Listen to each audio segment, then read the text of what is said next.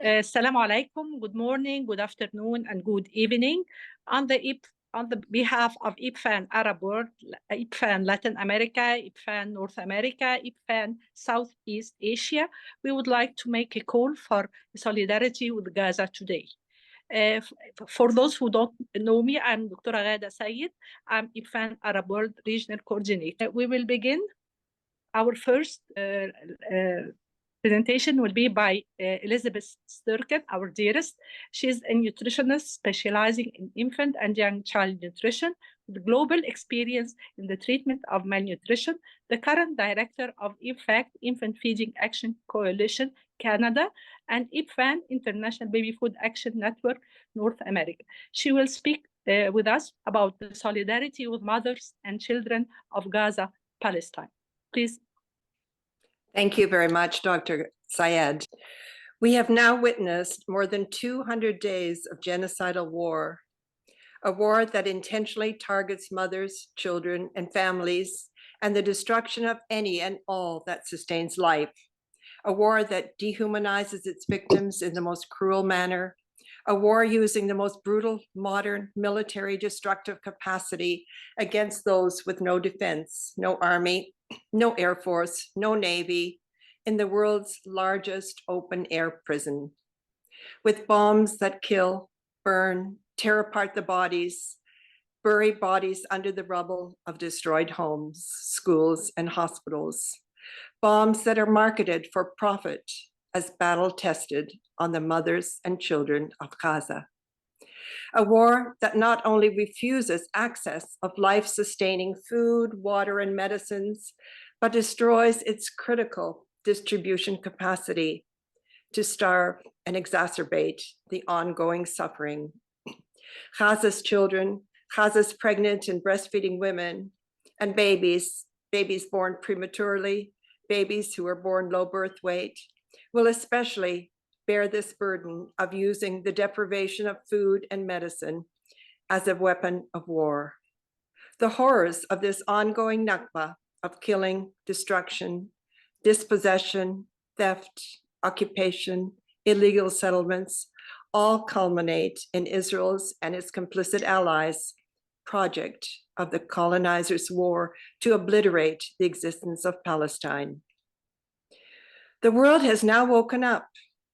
The atrocities against the mothers and children of Gaza and occupied Palestine has exposed to billions around the world these injustices of more than 75 years.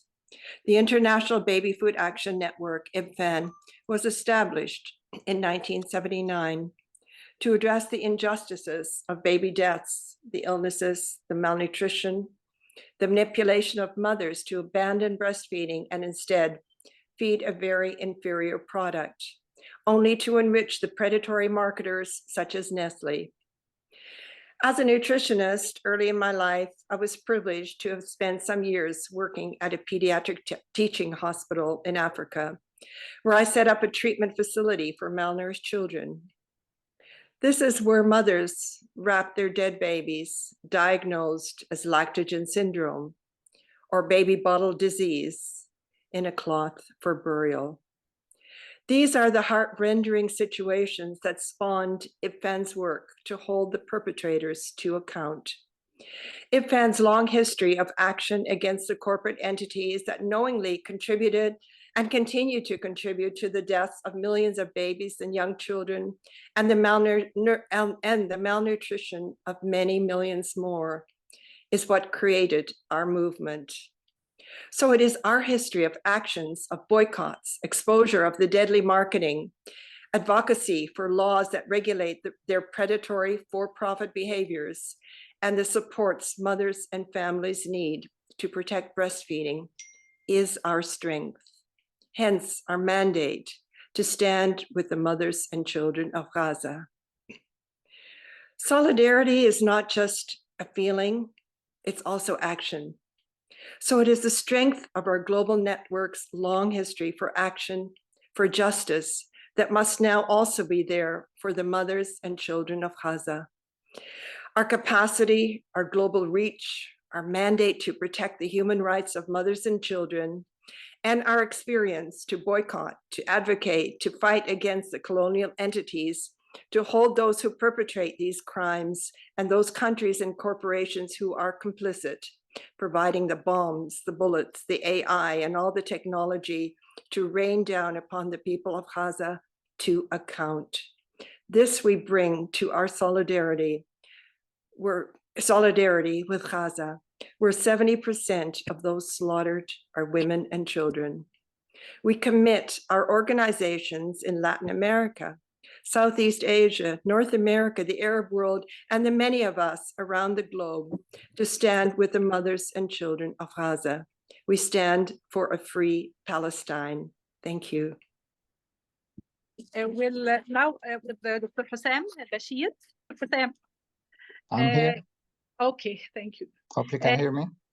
Yes, we can hear you. He is the Kuwaiti doctor, senior consultant in hand surgery, head of hand surgery units at Razi Hospital in Kuwait since 2011. He is an ex-chairman of Orthopedics Kuwait, president of Kuwait Society for Surgery of the Hand since 2001. And he will talk to us about his Kuwaiti humanitarian mission to Gaza. Faddal. Thank you very much. I would like to thank you all for your interest and help and dedication to help humanity, I would say. I'm just part of, I'm trying to mimic what you're doing. MashaAllah, you've been active since 1997, as I heard. Well, after the 7th of October, we started thinking what we can do and how we can help. Don't belong to any NGO, but I'm an intruder to whoever is going to Gaza or trying to do good work. So I spoke to one of the organizations in Kuwait who got me, it's a long story, so I'll make it short. So he got me introduced to one of the guys that is sending relief, full relief airplanes full of commodities and food to Gaza from the first week after the 7th of October. So we got together. I went on a mission with a group called MAP, Medical Aid Palestine. That was on the 20th of February. This was followed, this was for 2 weeks. I will try to join both missions together. This was a sort of an anonymous mission. Nobody knew about it. It was not, it was not on the media. But the second mission was, and for a good reason. It's a good, it's good to publish humanitarian work because it encourages others. While the first one did not, we did not collect any money, but we did the work. So we got together with Omar, who is the head of the Kuwait Relief Committee, it's called, and they decided we're sending so much, support. We'd like to be on the ground after this time of just sending things. We would like to be there and share the people their feelings and their misery. So we decided to go. We collected it was and I think it's still happening. Like if you tell people, would you like to go to Gaza, the natural response for people is yes, of course. So this is what happened. We just called several people and nobody rejected. Immediately the response is, yes, we're going. And the whole thing, the whole procedure and the whole process was arranged within a week. And we flew to Cairo. I would like to start some pictures. I hope I can manage to get them in. So we started, trying to, we flew to Egypt because the only way to get to Gaza is through Egypt. And you need to do a lot of, security clearances. And this is what happened. So we started in Egypt, and we called this picture the Final Supper because we collected around a pool, and those are clearance papers. And some of the guys called them our death certificates because it's a clearance if in case something happens to us, nobody is responsible. So it's maybe a dark comedy. So after in the morning at 5 o'clock, we went to Egypt through the Sinai Desert, and we reached Rafah at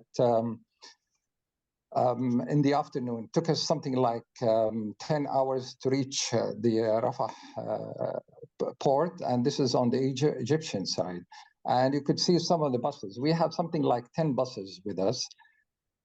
So we reached Rafah, and the other side, as we were going in, this is where all the feelings and all the this was preceded by 5 months of watching Jazeera and the misery. So as we were reaching Rafah, I will just show you how it is. This is from the Egyptian side. I'll make it without sound. And this is because you have to, as you cross the Egyptian side, you have to take a bus. And this is the bus leaving. This bus here on the right is coming back. This is the bus in front of us carrying the luggage. And this is the no man land. If you go to the right, if you looked, on the right is Karam Abu Salim. On the left is this is the no man land, and this leads to the sea. This would lead to Karam Abu Salim. So as we were crossing, this is where you see "Welcome to Palestine." It says in Arabic, and Palestine is broken. This is where I started, the sad feelings. Oh, Palestine is broken. So I know it's might be a joke for myself, but this is when we reached nations that we've had, and we've had medical, food, the clothes, mainly medical supplies. We had everything according to what they requested from us. They requested gauze, needles, kitchen knives, everything you can imagine, because there's nothing inside. You can buy nothing there. And this is after the unloading finished. And this took us 2.5 hours on the Egyptian side to unload, and then to reload another 2.5 hours on the other side. And this is where we got together, and this is our happiest moment at that time, because we finally made it. And all the medical teams would reach there. I have put this picture in purpose, because this is where everybody goes there and says, oh, I love Gaza, and we meet together and we're laughing at it. And then on that day, on yesterday, our glory and our happiness was was just destroyed by, probably you all saw this picture. And this is the part that that made me break down yesterday. This is where they went over our glory. Anyway, so when we reached to the hospital the second day, this is where I'll just show you how the hospital looks. This is the the European hospital in Gaza. And this is the group walking. This is the corridor between, this is the ground. People are everywhere. You see, those are homes of people. They're made of tarps, cloth, towels, everything that they can make homes with. They made homes, and they're everywhere. People are everywhere. Those are homes, toilets, kitchens. This tent. People are living on the buses. So many people put their cars there on the first day, so they will not be destroyed. They think it might be safe. They're safe till now, unless they come and invade the hospital. So you see, it's tents everywhere. This is on the outside, and on the inside, it is the same thing again. If we walk around the hospital, it is tents on the right and on the left, because people think there is safety here. They can get some water, they can get electricity at least while they're in the hospital. But this is causing a lot of dirt, a lot of bad service, bad atmosphere. It's all negative. Although they feel good, but it's a negative feeling for the people. So this is another video that was released from the third mission for the group, and this is from Shuhada al-Aqsa, and this is the Shuhada al-Aqsa is a worse hospital than the European. People are, they're being treated, they're staying on the ground. There are no beds for patients. Patients come to the hospital, they stay on the ground or on the corridors, and they're being treated there, and there's no bed for them. Those are beds of patients, This is a home a bed and a home. Like, patient will come in, and the whole family would come with him, with her or with him, and they will start even cooking in the same cubicle. So you could see where this would affect this girl had an amputation of her arm, and she was telling them her story. So it's you see, this is the situation there. It's you see how crowded the hospital is, and this is probably the second working hospital. Otherwise, there are no more hospitals. Otherwise, it's the tents, it's the field hospitals, it's the camps, it's wherever they can see people. This was a collection that I made that I thought might be interesting, because after the beds were occupied, now the extra patients have no place to stay. So this is the operating theater in the European hospital, and you could see this is a trolley with the mattress brought by the patient, because this is where he'll be staying until he leaves the hospital. I'm sorry, until the war ends, because nobody leaves the hospital. Even if they're medically discharged, they just stay because they have nowhere else to go. So you could see this is one type, that's another type. This patient was staying on this wooden piece for a wooden trolley with no mattress for the past, I don't know, few days, and he will be staying there until God knows when. That's another, it's not a trolley, it's a patient bed that is being used in the same theater as a trolley. I'm just showing part of the misery. You could see here on the back of this picture, there is a collection of stocks of cartons and bags and stuff. Because they're afraid of what happened in Al-Shifa hospital, this hospital decided to empty the medical stores and keep them in the theater, because this is the safest place for them. And they can get it, because when the Israeli army went to the Al-Shifa stores, they just burned the whole stores. So, but whatever is left in this theater, they could use it until something happens. So in here, they in this hospital, they took the things out and they kept them in the same place. And, that's another example. That's a patient's bed. It's it's a stretcher, and the patient is lying here, and his relatives will be joining him on the bed. That's another patient, malnourished, and she was there, randomly. We took her picture. That was one of the wards. And that's, I'm just rushing because there's so much to talk, and I thought I will collect the stuff that I have. This lady, she was 3 years old, and you could see her, she was injured by one of the explosions. She's sleeping on the operating room table. She's wrapped up with white. White was sent to Gaza for the dead, and it's being used to cover patients before they die.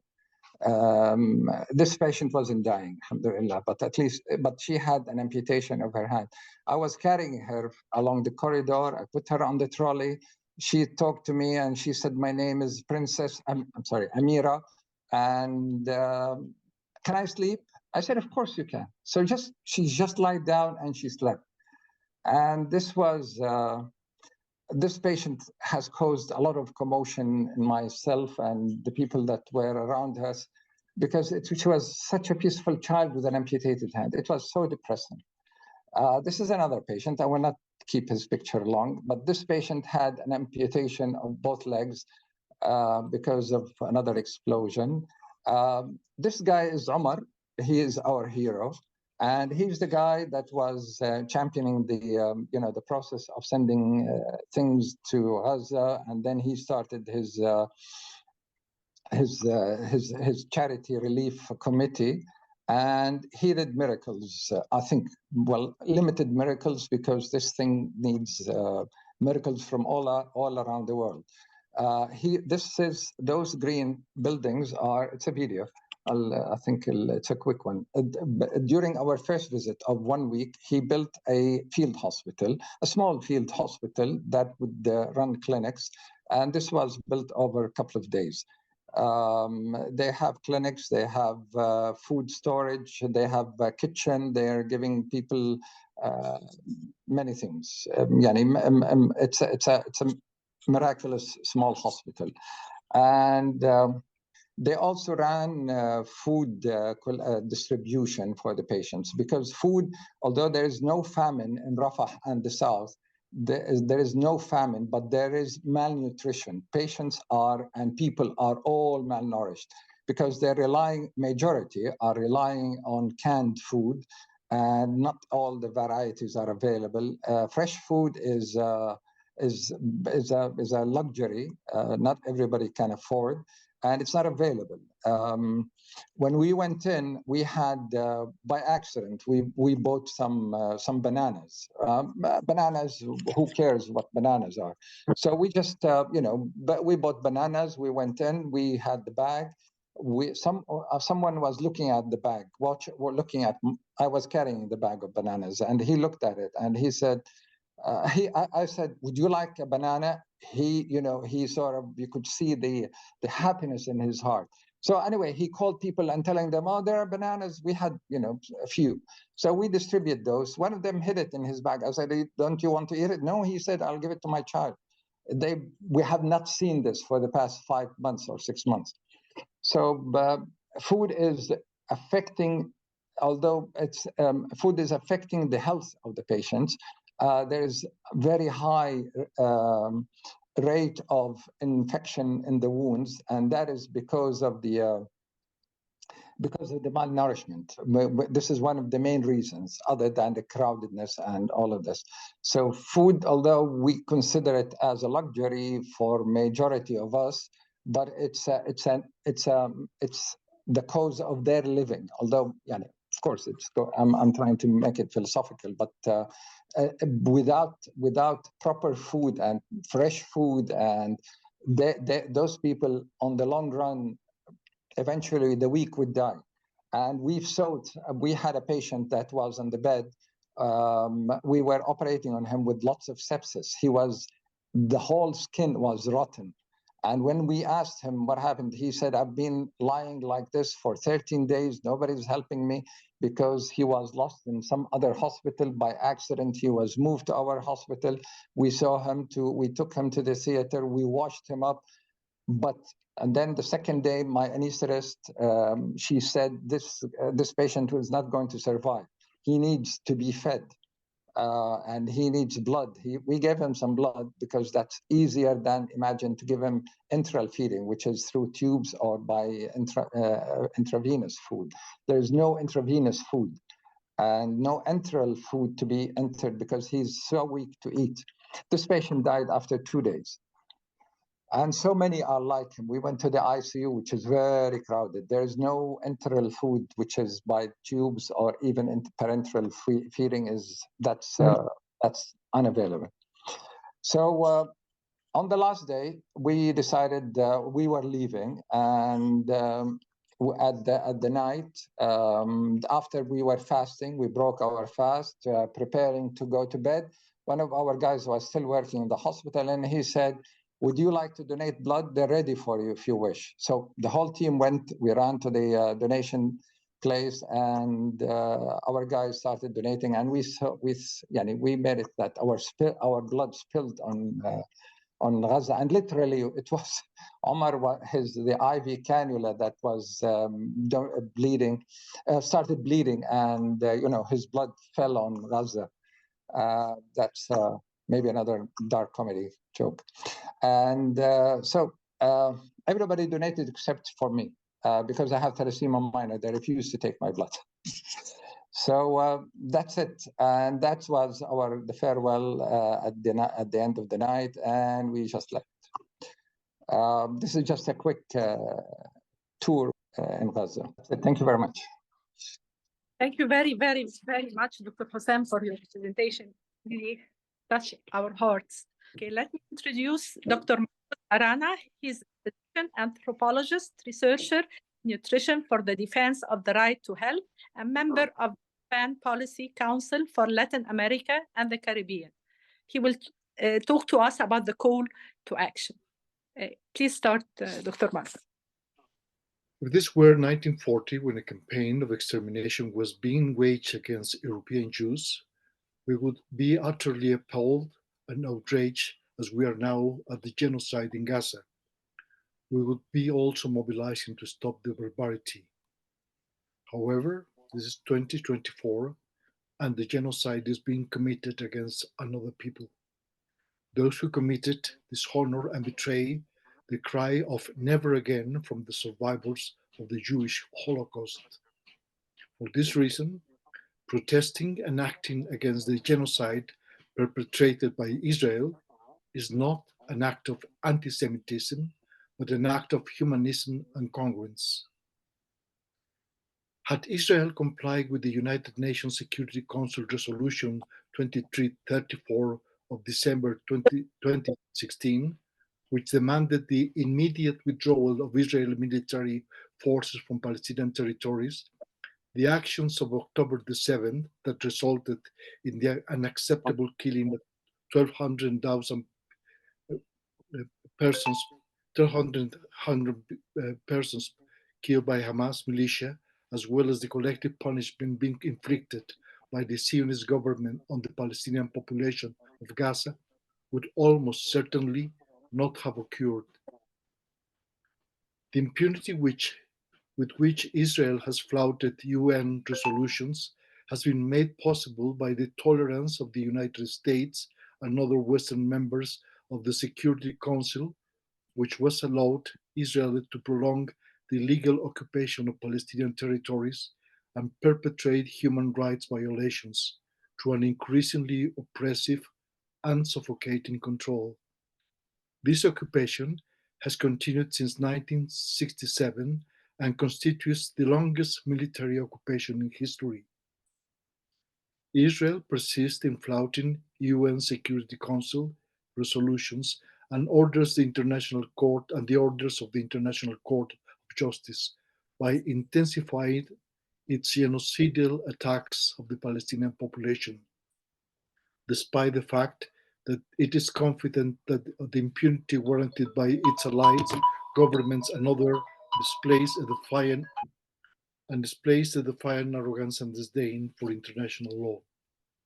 These facts have irreparably damaged the credibility of the United Nations and demonstrated its inability to prevent or contain this kind of barbarism, which was the primary objective of the organization's establishment at the conclusion of the Second World War. Israel persists in carrying out a ground offensive against Rafah, which is starting now, and has undertaken airstrikes targeting Iran diplomatic representation in Syria and conducted repeated bombardments in Lebanon as a part of a series of actions aimed at dangerously escalating the conflict, dragging its allies into a regional military confrontation of unpredictable consequences. Despite its tepid and ambiguous support for negotiations to reach a temporary cessation of hostilities, contingent of the release of hostages held by Hamas, the United States has in recent days approved the delivery of substantial quantities of aircraft bombs and other military equipment to Israel. This fact makes the United States complicit in the genocide against the Palestinian population. This decision is contrary to the US laws and to the demands of tens of thousands of university students and a significant proportion of Jewish populations who urged for a ceasefire and the end of the Israeli occupation. The almost 35,000 civilian casualties caused by Israel attacks, famine, epidemics, and the destruction of almost all Gaza's housing and infrastructure, along with the more detailed enumeration of the devastation wrought by the collective punishment of the Israeli military and the deliberate actions of humiliation and dehumanization, demonstrate the limit of the worst of what human beings are capable of. These acts denigrate the whole humanity. In the face of the United Nations' inability to act and the lack of decisiveness of most governments, the only hope lies in the actions of organized people, citizens, students, consumers, and activists. In the face of the indiscriminate military attacks that have resulted in the death of more than 14,000 children, the maiming of over 7,000, the orphanage of almost 20,000, as well as the exposure of 500,000 more children to severe hunger, malnutrition, and disease, IBFAN is committed to utilizing its experience and skills to mobilize and make a call of action. We, the IBFAN groups and individual members, call for the immediate halt of the Israeli military assault on Rafah and the implementation of sustained ceasefire. We also demand the governments of the United States, Germany, Canada, and other European countries to stop supporting Israel's offensive and halt all the shipments of weapons and ammunition. We also demand that Gaza be allowed to receive sufficient food, fuel, and medical aid. We urge our national governments to follow the example of the governments of Colombia, Bolivia, and Jordan, who have severed all diplomatic relations with Israel. Israel should be also isolated. To demand countries to stop receiving military training and buying espionage and intelligence technology from Israel. We also hold Israel accountable for its violations of medical neutrality, the destructions of health facilities, and the murder of patients and health personnel. We also demand Israel to stop censoring the press and killing journalists. The world has the right to know what's going on in Gaza and in the West Bank. We also support students around the world who demand the ceasefire and their institutions to stop investing in Israel and companies that support the Israeli military offensive. We call for a boycott. We joined to a boycott of Israeli products and companies that support the Israeli military. We urge the United Nations and the European Union to impose sanctions on Israel. We demand the initiation of criminal court cases and national lawsuits against Benjamin Netanyahu and Yoav Gallant for mass murder. We want to express our support to Africa's case against Israel for genocide at the International Court of Justice. We call for the solidarity and respect for all peaceful expressions in support of Palestine and for the promotion of peace among Palestinian and Israelis. And due to the fact that Women's Day in Gaza due to the fact that women in Gaza are giving birth under the worst imaginable conditions, without food, water, nor health facilities, amidst trouble covered in dust, without shelter, and under unrelentless bombing. This 10th of May, in which the Mother's Day is commemorated in many countries, we call on women movements and reproductive rights organizations around the world to demand Israel to stop treating women and children as a demographic threat and halt the largest mass murder of women and children in contemporary history and the biggest violation of women's reproductive rights ever. IBFAN shall continue working to protect children and mothers in Gaza and elsewhere in the world where there are wars and disasters, regardless of their nationality, color, religion, or any other consideration. All humans is one species, and we all have the same rights. Thank you. Thank you very much, Marcus. Thank you very, very much. Assalamu alaikum. Dr. Asil Jallad, she's a specialist, OBGYN, graduated from Jordan University of Science and Technology. She has a special interest in breastfeeding and helped co-found the Jordanian Breastfeeding Association and initiated breastfeeding initiative in the private sector, in addition to carrying a lot of voluntary work in awareness towards sexual and reproductive health with UNFPA, UN Women, and other organizations. She volunteered as an OBGYN in Gaza throughout the month of Ramadan, and she will talk to us about her experience in Gaza with the obstetric part of her work. Thank you very much. Thank you, everyone, for carrying out this initiative and all the support you're providing and all your solidarity with Gaza, the women of Gaza, and the people of Gaza in general. I think it's a solidarity with humanity rather than just solidarity with Gaza. I've spent proudly, of course, I've spent the month of Ramadan. I volunteered in one of the field hospitals in Gaza as an obstetrician gynecologist. The call out when I applied, the call was out for a female doctor specifically. And ideally, they preferred that female doctor to be an Arabic speaker.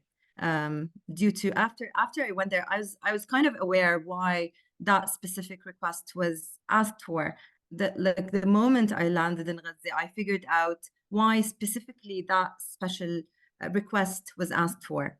When it comes to Gaza and the Arab world in general, we all understand the sensitivity of our culture, the sensitivity of our backgrounds, not just religiously, not just being an Islamic background, but in general, when you talk about an Arabic community, we tend to be more conservative. And with the situation that women of Gaza were in, specifically in this specific war, everyone tells you in Gaza, we've been through wars for years and years, but this one is completely different on every single aspect. They tell you we go through war for our normal lives, but this is different. And I don't know how it was before, I've never been there, but I assure you that this is probably different from any humanitarian crisis ever. I'm pretty sure that this humanitarian catastrophe has never, ever been witnessed in our modern or even old history. Now, I'm going to show you a few pictures.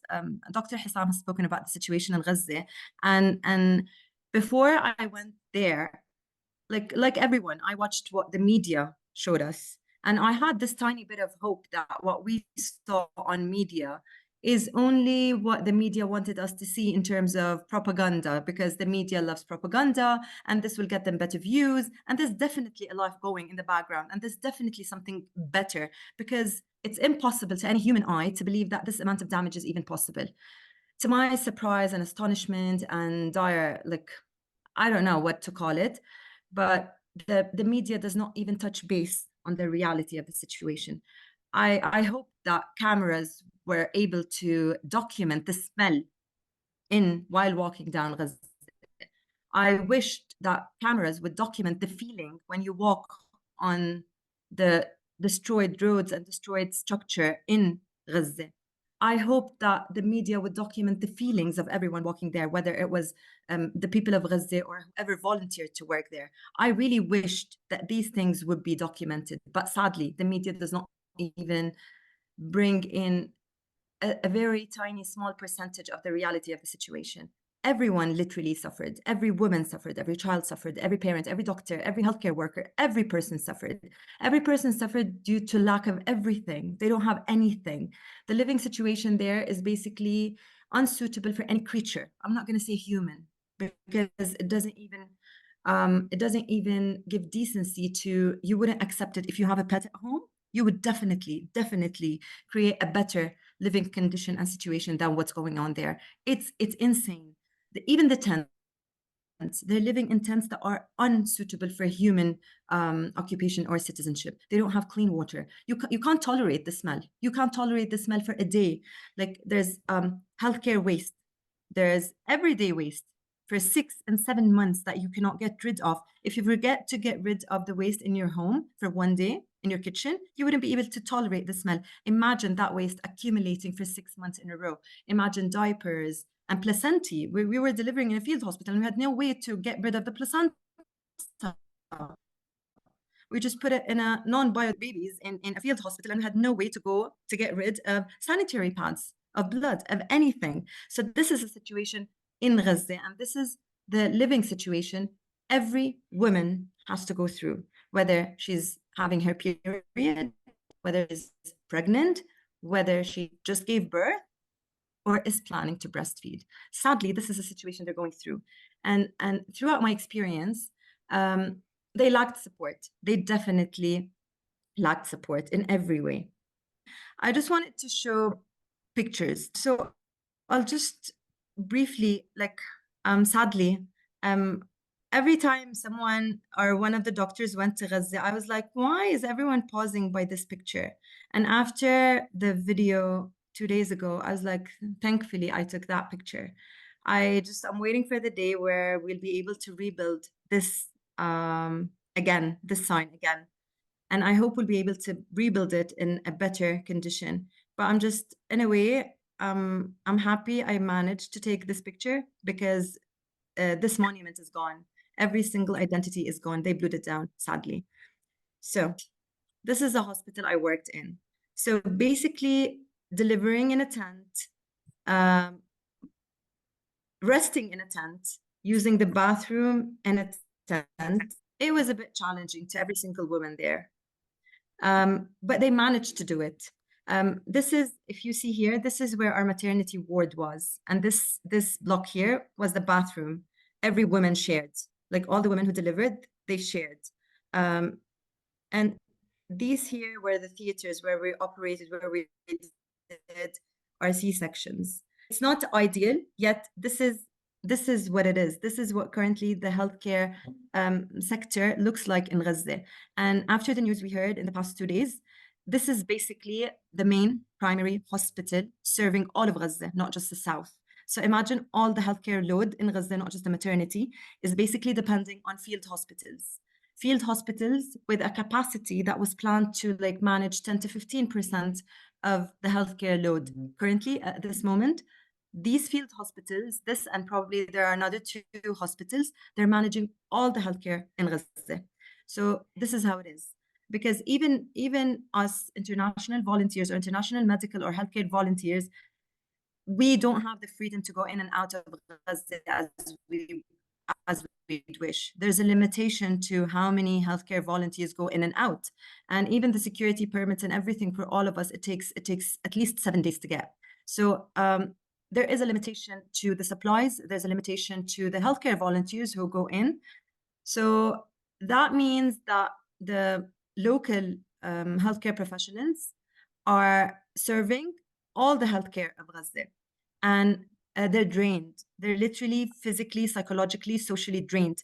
A doctor that needed 10 to 15 minutes to get to his hospital in the normal situation is currently needing around 2 hours to travel from his tent at the displacement area or the designed safe zone to get to his work area or to his hospital. And he has to serve the field hospitals are basically designed by non-governmental organizations. So they're like NGOs. So these medical volunteers are working in their government in MOH hospitals, and at the same time they're working in the field hospitals. So that means your healthcare providers are doing 2 full-time jobs, and they're drained, and they have to provide food, they have to provide water, they have to provide safety in a way where that is possible to their families and to their kids and to their children. They're psychologically drained and they need all the help they can get. So that is one of the main reasons why us as international volunteers come into play. They need our support. I was asked every single day, is this really, did you really leave your home, kids and your work just to be with us and just to help us and just to volunteer here? Did you really travel all this time just to help us and just to be there for us? I was asked literally every single day. I was asked the same question by someone different. They couldn't believe that people were actually traveling all of this distance and doing everything in their capacity to help them. And despite this, I had this feeling all the time that no matter what I did, it's just a very small, tiny percentage and what they need. So this is the need in Gaza. This is one of the child protection areas in there in the field hospital. Every single woman suffered from malnutrition and dehydration. Every pregnant woman that I got to the hospital had anemia. We know the cutoff for an HB in pregnancy is 10.5, is 11 in the second trimester, and it's 10.5 in late trimester. I had a woman walking with an HB of 4.3, and she wouldn't stay in the hospital for blood transfusion. She just wouldn't. She's like, I have to go home to my kids. Every single woman lacked safety, lacked rest. Every single woman there was displaced for a second or a third or even a fourth time. Every single woman was suffering because she had kids to take care of. She had to be a daddy and a mommy. She had to be a father. She had to be a provider for her family. We had pregnant women in their third trimester and their due date is nearing, but they had to go and queue for clean drinking water. So basically, this is what the situation was for every single mother in Gaza. When our field hospital started operating, it was mid-January. And by the time we started, we had women, men, all these people with chronic medical conditions, with lack of follow-up and healthcare for the past 5 months since the war started, or since October 7th. So the day we started operating our outpatient clinics, we had 700 to 1,000 patients coming in for their follow-up. In maternity clinics, we had around 100 to 120 women every single day coming for follow-up. Yet, we couldn't provide much. We had lack of everything. We had women coming in with anemia, but we only had one type of iron supplement. We had a limitation in blood tests because we didn't have labs. We had a limitation in all sorts of medication to manage chronic illnesses in pregnancy. We had a limitation in medications needed to manage abnormal bleeding that women suffer of, whether they were adolescent girls or perimenopausal women. We had women coming in who have been bleeding for the past 3 months. And imagine bleeding for 3 months with no access to a clean bathroom, no access to a comfortable bed to rest on, no access to privacy, no access to pain relief, no access to proper food and proper water, no access to basic hygiene and basic sources of sanitary products that every girl and every woman needs. It's not a luxury anymore. We're talking about basics of life to every single woman living in this era.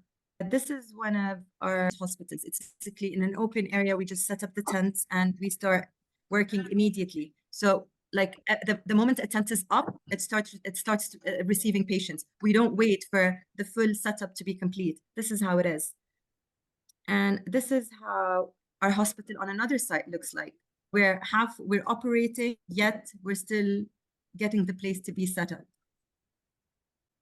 And even our theaters were not work in a field hospital. It's basically a container. This is what it is. It is a container that hosts an operating theater, but you have to do what you have to do. Even with the limited resources, we just do what we have to do.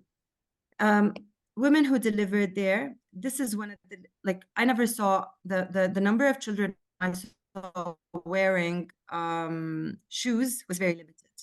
Most kids were walking around barefoot, whether it was in the street, whether coming in the hospital, wherever they are, kids were barefoot. This is the living condition. This is where I stayed, but this is one of the tents that hosted people. These are tents on the sides of the street that had people occupying them. These are all tents, and people have been living there for months. Yet, despite all of this, I keep saying that these people, they find a way to life, and they find, this is a group of volunteers that I met while walking around. And these group of volunteers were just there. They operated on a different spot every day of the week. One day they're on the beach, and one day they're all across town on the other side. So this is how it is in Gaza. Women who deliver, they have to leave the hospital, although it's not an ideal place and it's not a very comfortable area, yet they had to leave in 4 hours. One, because they needed to leave before darkness sets, because they had families to take care of. And second, because we needed the bed to deliver another patient, although it's not an ideal bed. Women who delivered by C-section, they're required to leave the next day. Even in hospitals, we don't have access to privacy. Like all these women delivered and they shared one big room, whether to change, to feed their babies, and they tried. The thing I saw there, like despite all of these hardships, women were persistent and they were resilient. Every single woman I delivered, despite anything and despite the lack of painkillers, she asked to hold her baby first. She was persistent on immediate skin-to-skin contact. And if you even suggest that there's a possibility of feeding her formula or feeding her baby formula, or ask her if she needs a bottle or a pack of formula, she just go mad. What are you talking about? I never do formula. I'm the only one who's going to feed my baby. And you know she's going to go back to a tent that she shared with a ton other women's or a dozen other women. You know that she has 2 other babies or 2 other little kids that she needs to take care of. And you know that she doesn't have access to one decent meal a day. It's a luxury that she wouldn't get every day. Isn't that the best scenario for my child? I need to feed him. I need to protect him. I need to build up his immune system. So what I learned there is, despite anything and despite everything, if you have a will to live, and if you have a plan and you have a cause and you have a case, then you'll fight and you'll persist. And they are the most resilient people I've ever seen. Despite everything, they had the strongest will to fight for their life and the life of their children.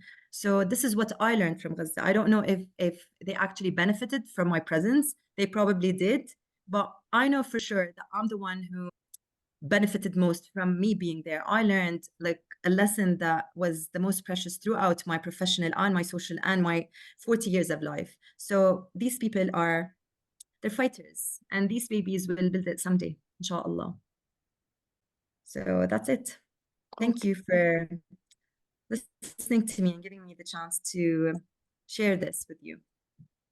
Thank you very much, Dr. Asil. Of course, they benefit much from your presence, and hopefully everything will end soon and you will go and visit them in a totally different condition, hopefully.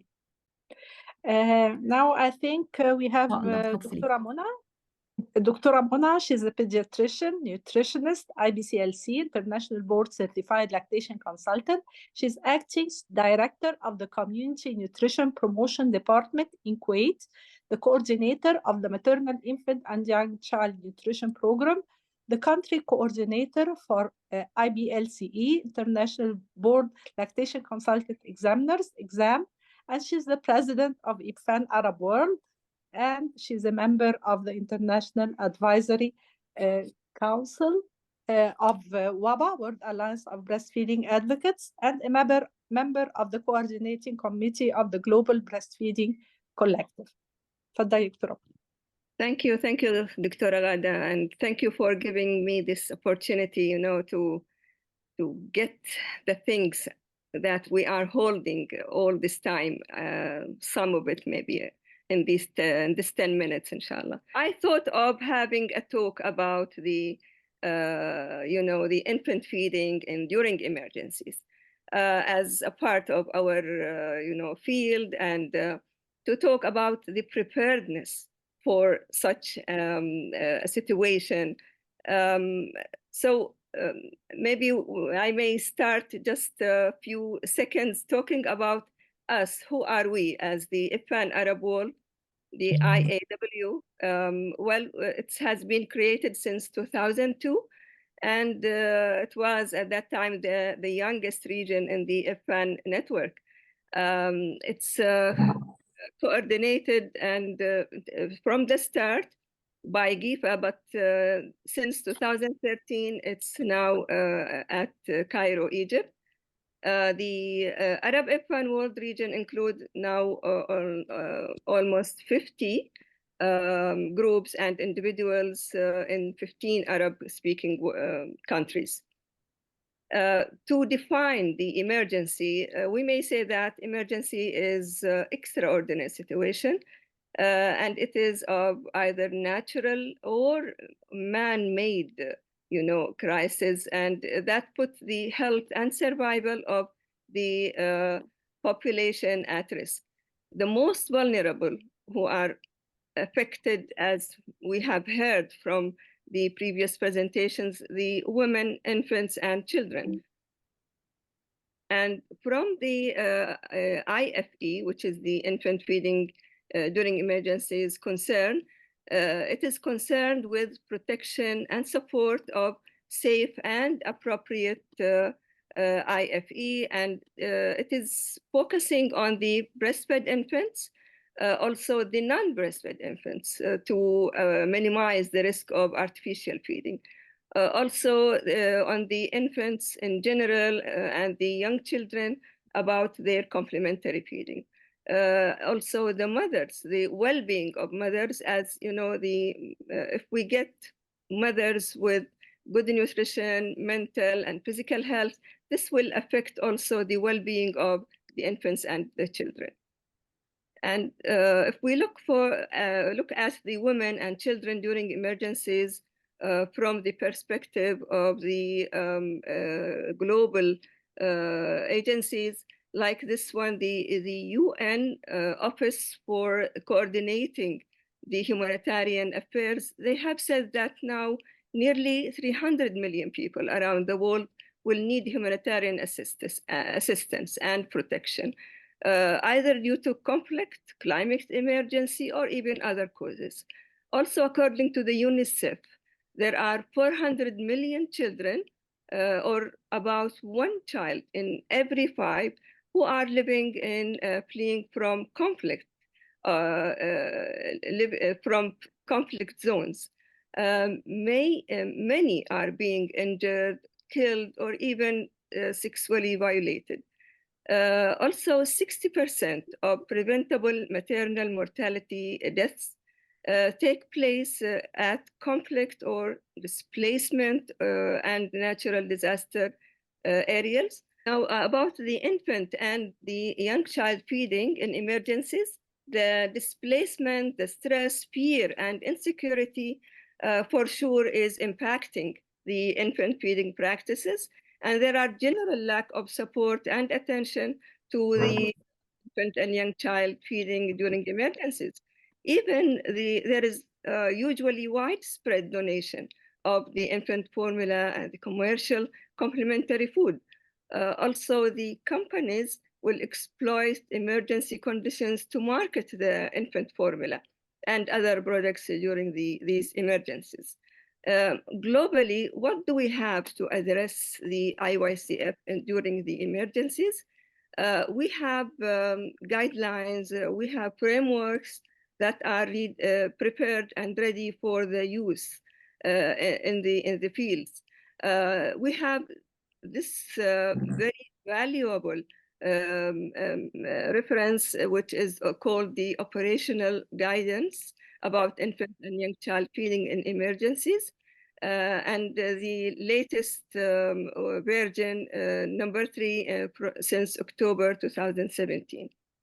After that, there are the infographic series. And we have these 4 infographic series in 7 languages, and it's being published by the Infant Feeding and Emergencies Core Group. Also, there are some, I'm showing just some because there are plenty of resources. We have this breastfeeding counseling during emergencies, operational guidance, also for the complementary feeding in emergencies by the UNICEF. Back to the resource, the main resource, which is the infant and young child feeding in emergencies, the operational guidance. Its aim is to provide concise, practical guidance on how to ensure appropriate IFE. Also, its scope is to apply to emergency preparedness, to the response, and the recovery worldwide. This resource, the operational guidance, have been started since 2001 as version 1, and then it was updated, like you see, in 2006, and also in 2007. In 2010, it was endorsed by the WHA resolution number 23.23, And lastly, in 2017, version number 3, after 10 years, it has been updated with so many information. And these are the agencies who been working on this operational guidance. Looking at the emergency phases, the emergency should be preceded by preparedness. So the first phase is preparedness, to be ready for that disaster or emergency. And then after the emergency, we go for the response, the action. When it ends, we go for the recovery.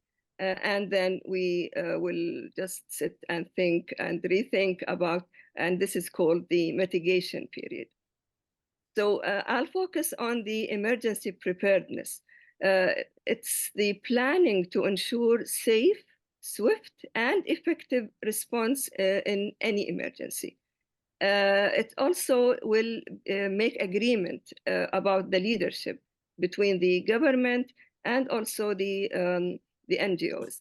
There should be also coordination procedures in place, and the personnel should be trained, the experts identified, the resources identified, and it is, of course, essential to all countries, especially those at risk. So the emergency preparedness is critical to a timely, efficient, and appropriate IFE response. It should start with a policy, a plan, and then training for the implementation, coordination between all the parties, assessing what do we have and what do we need in the early response, and also monitoring the process. Multi-sector interventions is very important, especially at the food and drugs area. Also, the artificial feeding, there should be control measures for the donations.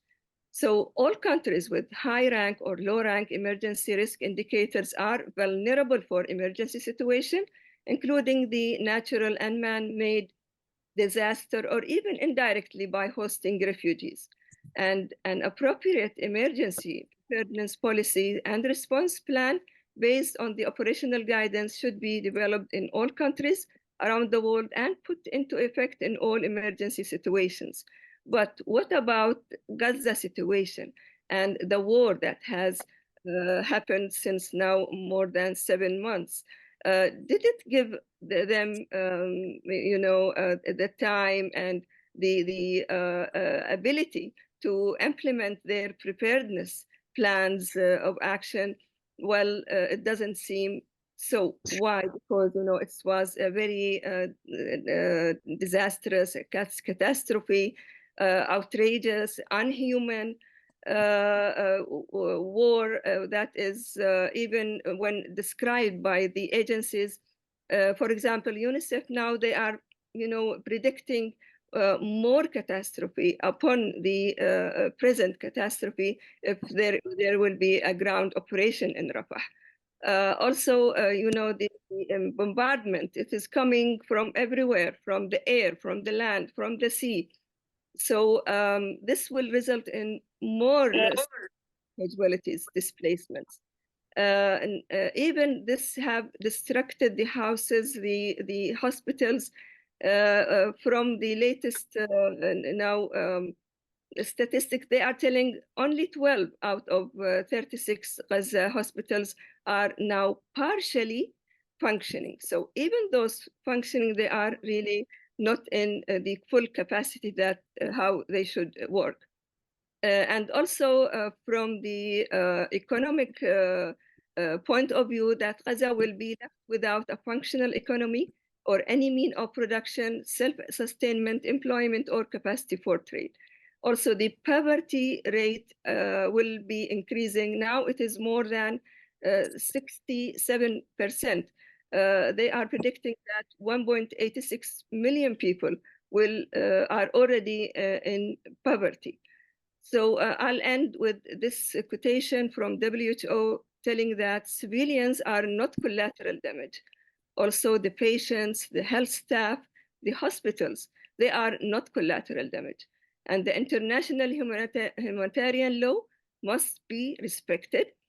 And this is what we really we are willing to happen soon. And all this will be by God will, inshallah. Thank you. Thank you very much. Thank you very much, Dr. Mona. Thank you very much. Now we will shift to Dr. Jihan. My dear friend, Dr. Jihan, she's a professor. She has an MD in pediatrics, clinical nutrition, ASPEN, IBCLC, of course. She's the former head of National Nutrition Institute in Cairo from 2020 to 2023. She's a board member of the Egyptian Fellowship for Clinical Nutrition, National Coordinator of Iodine Global Network, and the board member of Scientific Committee of the Spine and Muscle Atrophy in the Ministry of Health, board members of Egyptian Lactation Consultant Association, ELCA, and she's the head of Egyptian Foundation for Child Health and Nutrition. Please start, Dr. Jihan. Good afternoon. Thank you, Dr. Ghada, my dear colleague, for giving me this opportunity to share with my colleague all over the world from IBFAN some facts and knowledge about the situation in Gaza. The right to food is an important determinant of nutritional status. It is articulated in the Universal Declaration of Human Rights, Article 25, and the General Comment on the right to food. Worldwide, we have millions of already malnourished people, especially child, and the mortality is very high in many of the places in the world. The long consequence of long-term food poverty and poor health status from my side as a nutritionist is very dangerous. Both children under 5 years and the pregnant and breastfeeding women have increased physiological needs, specifically dietary needs, and reduced immunity, and therefore susceptible to more manifestation of infection and at the greater risk of acute malnutrition. Other high-risk groups that maybe face a problem with long-term food poverty and poor health, also the elder people with disability and the unaccompanied children and the individuals with chronic disease. From 2 years, WHO released a very important report about 15 years of blockade and health Gaza. They described the situation in Gaza from 2 years before 7th of October. There is severe restriction on people movement, and the limitation on entry and the exit of supplies have negatively impacted the condition of life that determine health of Palestinians in the Gaza Strip. Rising unemployment, food insecurity, and poverty are determined to the health and have been accompanied by obstacles affecting adequate provision of clean water and sanitation that are essential for health protection. Barriers to accessing health care arise from constraints on the movement affecting patient companions and healthcare workers, limitation and inequalities affecting medical supplies and equipment, and the gaps in protection that contributed. And there is 645 attacks on healthcare in Gaza Strip since 2018. This is a situation from 2 years, not after all this conflict and happen now. If we look for the map of Gaza, it is divided into 5 districts: Gaza North, Gaza, Deir el-Balah, Khan Yunis, and Rafah, and this is very important for the following tables and figures. If we look also during, sorry to talk about the situation before, I try to draw the situation in the manner that the situation is very bad now.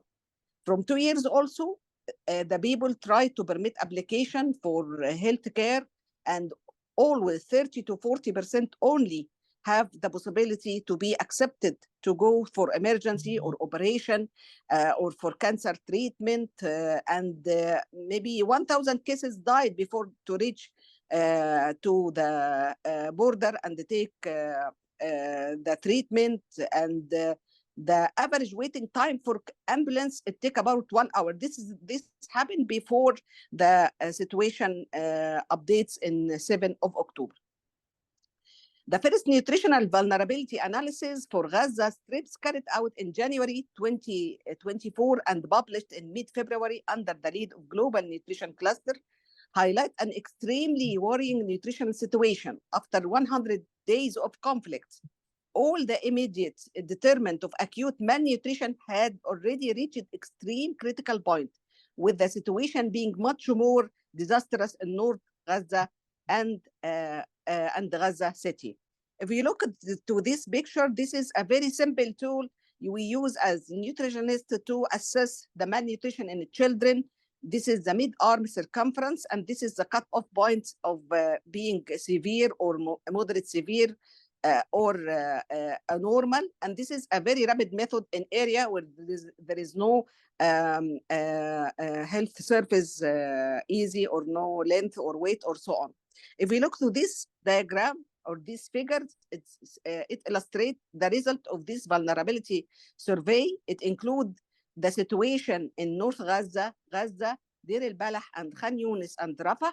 As regard anthropometry, dietary diversity in children, dietary diversity in protein malnourished children, children reporting one or more disease, water and sanitation assessed. And if we have a general look, we found that many of the area have extremely critical as regard to North Gaza, Deir el-Balah, Khan Yunis, Rafah, in some of the variables, not in all the variables, which means that most of the services or the determinant have situation range from severe to very severe. For example, if we look to anthropometry, we found that there is severe situation in North Gaza, and this gray color brackets, it's due to insufficient sample because the situation not permit to collect sample safely.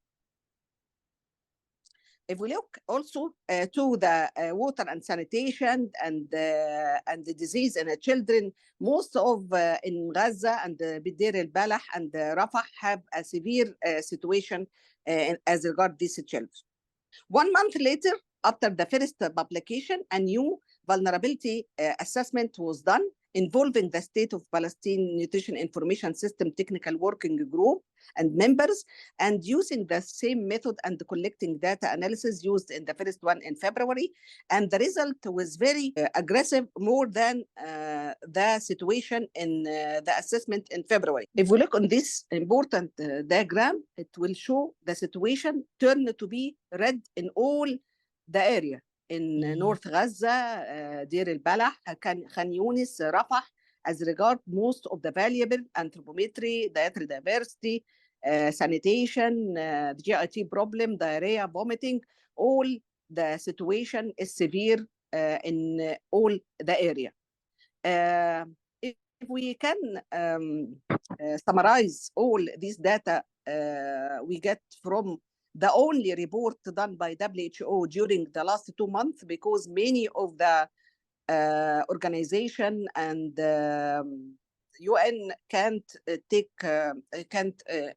have information or data or assessment due to the severity of the condition and safety. We found we can summarize this.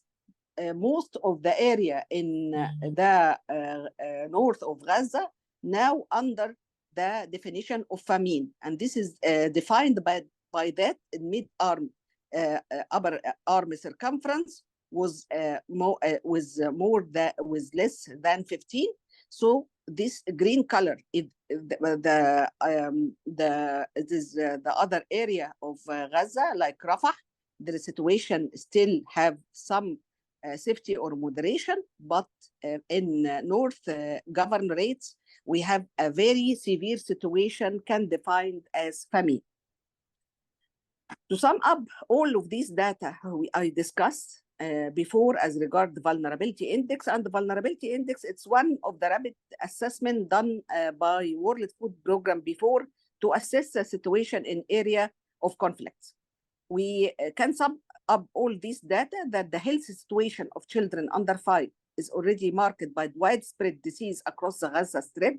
This put them at greater risk of mortality and acute malnutrition given that the health system has collapsed and there is still and not functioning and heavily congested if the health facility is still present or working, the situation is likely to continue to deteriorate rapidly. Access to clean water is very limited. The population using impure water for cooking, drinking, and washing, creating risk of waterborne disease, diarrhea, vomiting, and other infections. In settlement, the population is facing enormous unmet needs in terms of food, shelter, healthcare, water, and sanitation. Overcrowding and the lack of access to basic social services are a breeding ground for disease and the spread of epidemics. So we call for save of soul of people in Gaza. Thank you, my dear. Thank you very much, Dr. Jehan. Thank you very much. And now, finally, we have someone from Palestine, which is Mrs. Ruwaida Al-Qadi. She's the head of Preventive Nutrition Division. She's the Baby Friendly Hospital Initiative Coordinator in Palestine. She has a diploma in Nutrition Programs Management and Training, Nutrition Institute, Cairo Masters in Health System Management, Public Health, Tulane University in USA. She will talk us about the nutrition emergency in Palestine. Dr. Ruwaida. Thank you so much. Can you go to the next slide? Okay, so I will start with what is an emergency. Actually, I didn't find in the literature a specific definition for an emergency. So there is no universally accepted definition of the term emergency. However, Gaza is a complex emergency as it is characterized in the different definitions. It is a chronic, multi-causal disaster where essentially political factors are primary determining in intensity.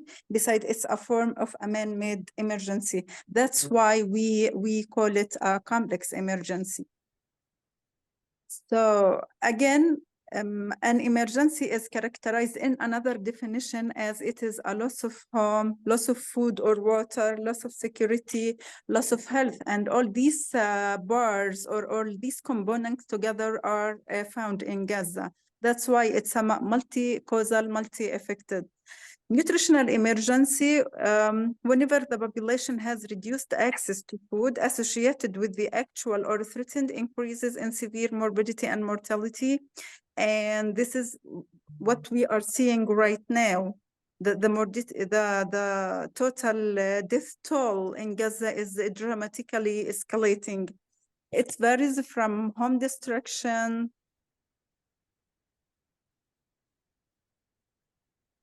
to bombing from the sky, intrusion from the land and the sea. So it's an endless emergency. And all what we work here in the West Bank or in Palestine as a Ministry of Health or the NGO's partner or the governmental partner, all of us, like 80% of our work is for children and women, children protection and women protection in several aspects in their health and their nutrition. But actually, as a local Palestinians, we couldn't do that in a perfect manner this time because of the obstacles that are putting on us to interfere or to interact. So I saw persons from outside the Palestine who can get into Gaza, but we here, their partners, we can't reach them to do what we have to do, actually, to help these children, I meant.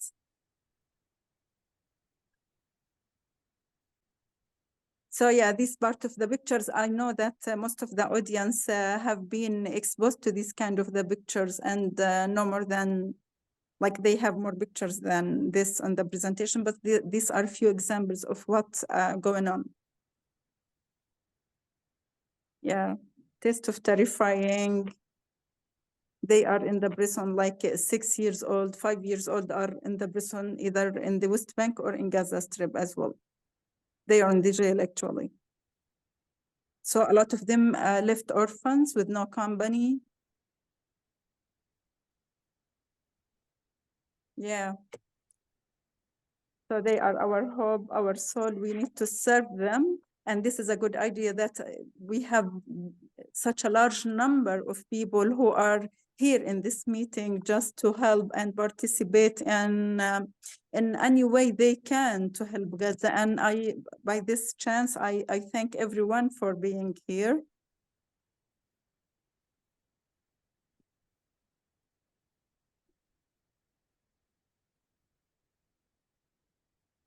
So the emergency, the lack of food, the lack of water lead to malnutrition, morbidity, mortality, and if there is no action, it's worthless.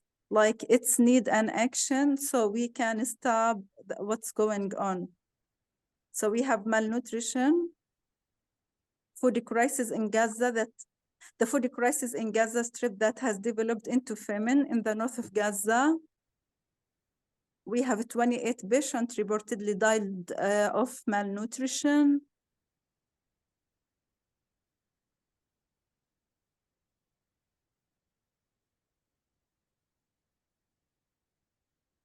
So again, the lack of food and the lack of water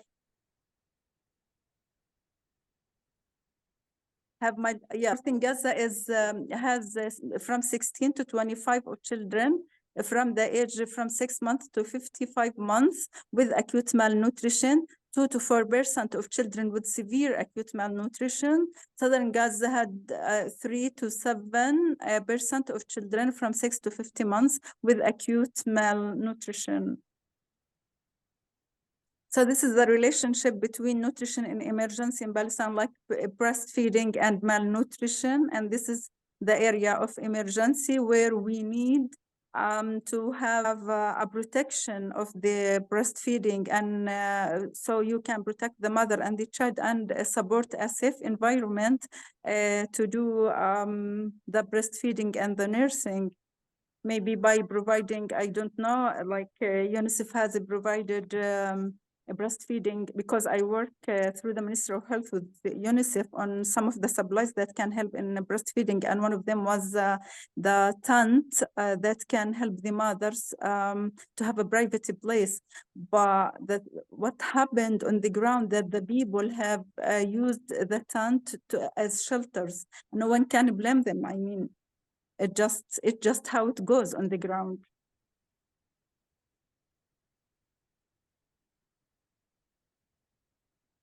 Yeah, so the breastfeeding in emergency is very important. The formula distribution is very important.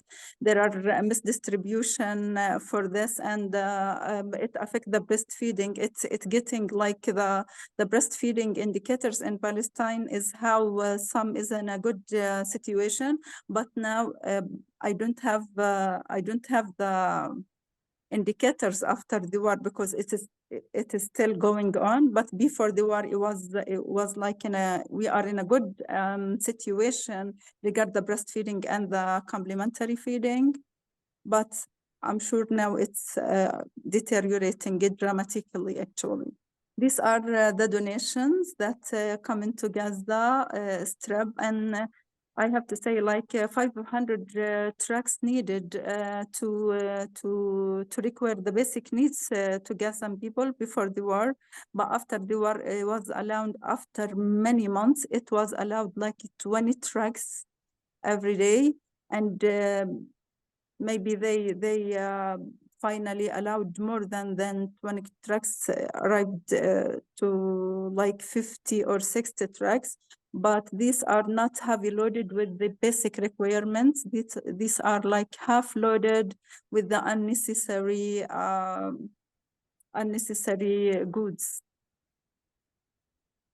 Yes, by saying unnecessary goods, I meant like the breast milk substitutes or semi-expired milk powdered or illegal complementary foods, unneeded micronutrient supplementation, stuff like that.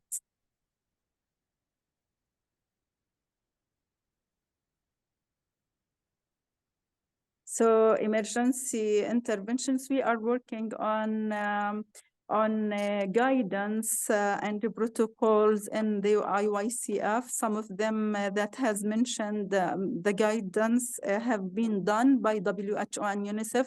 Some of them have been mentioned by Dr. Mona, so I don't want to be duplicated, especially in breastfeeding and in the complementary feeding. But we still need treatment protocols to treatment of the diarrhea because it is the most common complication disease resulted from the war. We have to control donation, like what we need. We should get what we need. Food availability and accessibility, like people are buying the donation from Gaza. They don't have it for free for several political reasons. So more control should be put there. And we need to manage the acute malnutrition. Actually, there are few clinics in the shelters that are dealing with the acute malnutrition by the FAO, the WFP, and the UNICEF. But no numbers, no data. This is how we should be preparing for emergency. We should be preparing for water storage, food storage. There is a big problem with these kind of storages, micronutrient storage, how to deal with the dehydration solution, donation regulation law. We should donate regulation, actually, public awareness, and we should do training for this stuff, but we are not there, but we can just sharing the protocols that we have as Palestinians with the NGOs who are working inside Gaza. Actually, there are about 90 NGOs who are operating in Gaza with their full capacity, but still there are a lot of shortage of personnel who are helping in Gaza. And thank you. Thank you very much. Welcome. Thank you very much. I hope that you get the benefit and the information that I have done for you guys. We have our star of today, who is Alon Mizrahi. He is an Israeli former professional football player, and it seems that he was well known. He was described as being anti-establishment, pro-humanity thinker, writer, and speaker. So we are very happy to have you today with us, and you will talk to us about the thoughts and reflection of the genocide. Can you hear me now? First, I have to correct you. I am not the ex-football player. We just have the same name. Ah, sorry. And Google created this. I am a writer and he's a football player, and Google created this confusion. I don't know why, but just for clarity's sake. Okay, but for the mother is Moroccan and the father is Palestinian. Is that part right? Yeah, this part is true. Okay, I'm sorry. It's okay. It was difficult listening to all the experts and all the experiences from people who were in Gaza and who were providing help and assistance and witnessed all the horrors firsthand. It is really remarkable and terrible. And we are talking about something that is still going on. This genocide or Holocaust is not over. We don't know what Israel's plans for the future are. It could be a lot more destructive, terrible, damaging. It's really hard to describe it. As a writer, I'm looking at the narrative aspect, the political aspect of things. This is what interests me most, and I think this is what is most consequential for our collective future, if we can call it that, because what is outstanding about this genocide is that it's happening in broad daylight, and we can all see it. All the facts are more or less known. We don't know the exact number of children who were murdered or killed, but we know massive numbers of children were murdered and killed and are murdered and killed every day.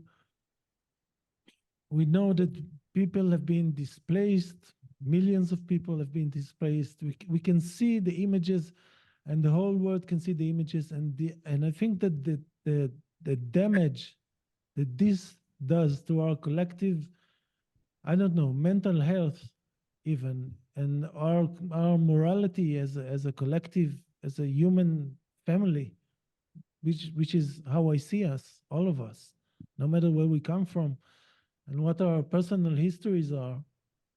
This is very terrible, and I think this genocide puts a very heavy burden of responsibility on all of us, because we can see with our own eyes the results of bad policies, of stereotypes,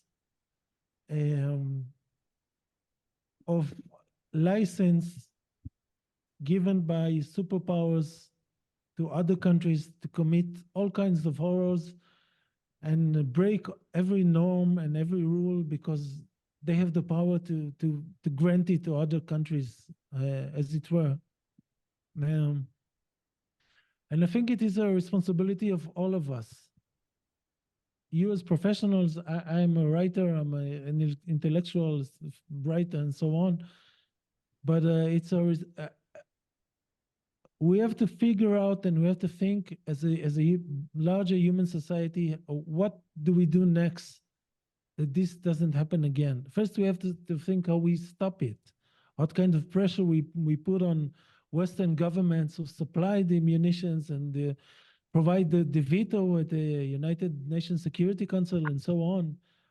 We have to think how we stop it, how we apply maximum pressure, political and cultural pressure on governments. But also we need to start thinking together how we move on from this, how we create a world or a global community where such things cannot happen. I think we owe it to the children of Gaza and the refugees of Gaza, because we have to make their sacrifice meaningful for humanity. This is my opinion. And this is such a sad time, and I'm such a sad person right now, because I could see this ripening. I could see this coming for many years from inside Israel. I could see the political discourse in Israel creating deeper and deeper dehumanization of Palestinians. And every year almost, in the past 15 years or so, this has been going on for a long time, and we all know the Nakba. It's a very political forum.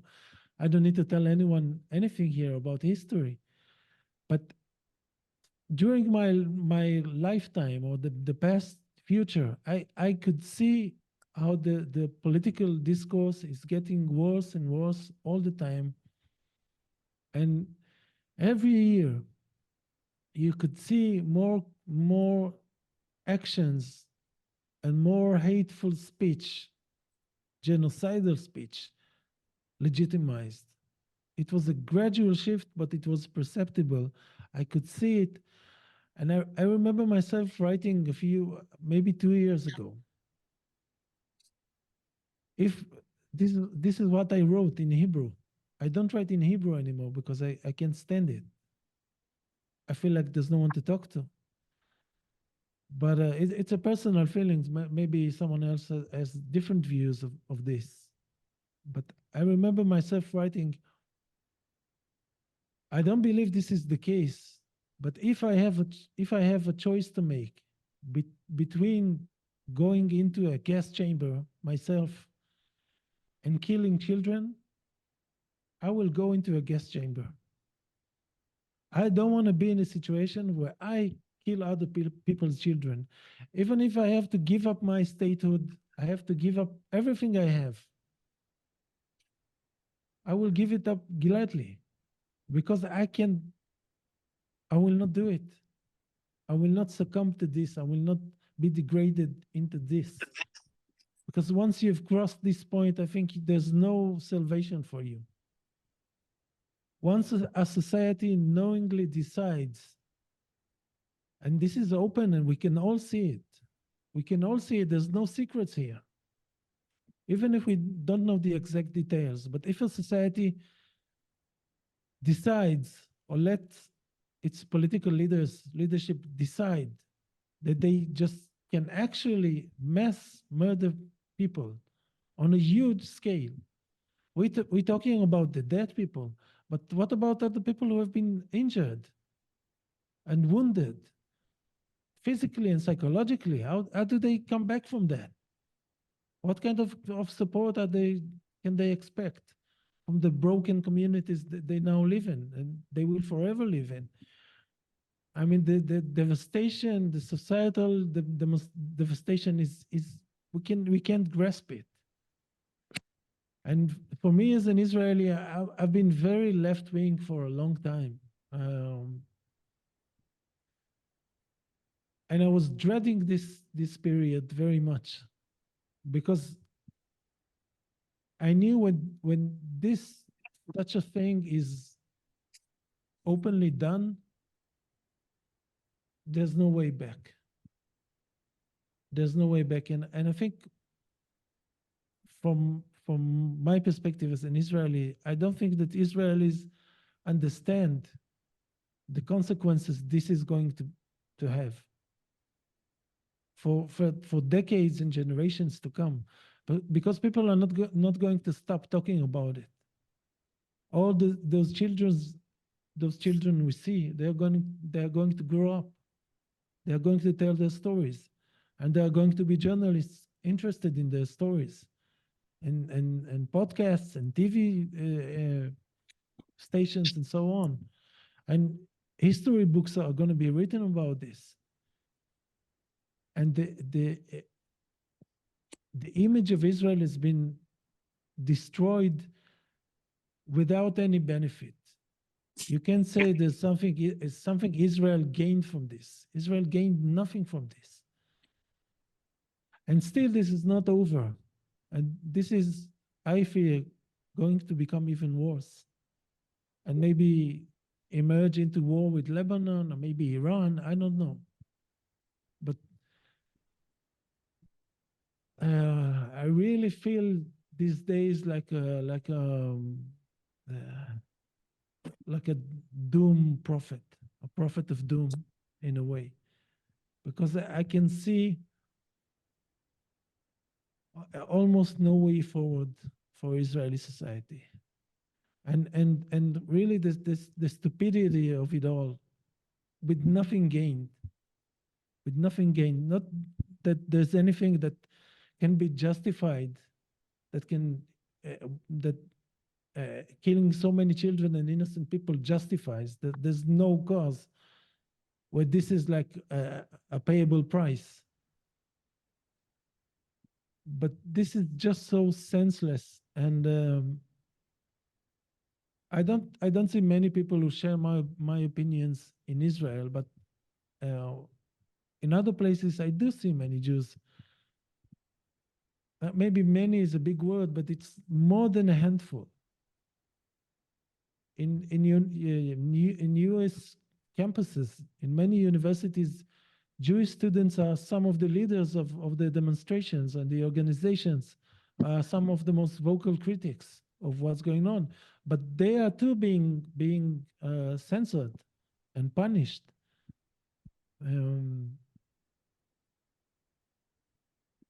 So just to sum up this very short introduction into the political, cultural, or psychopolitical, or this look into the future, to the very dire present into the future.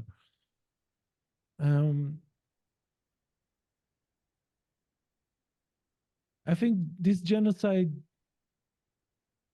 brings home to every one of us, every member of humanity, I would say. It brings home the understanding that we have to be aware and we have to speak, and we have to take action, and we have to not wait for the genocide to erupt. We have to be involved, and we have to correct injustices before they develop into a full-blown genocide. Because we cannot repair this damage ever.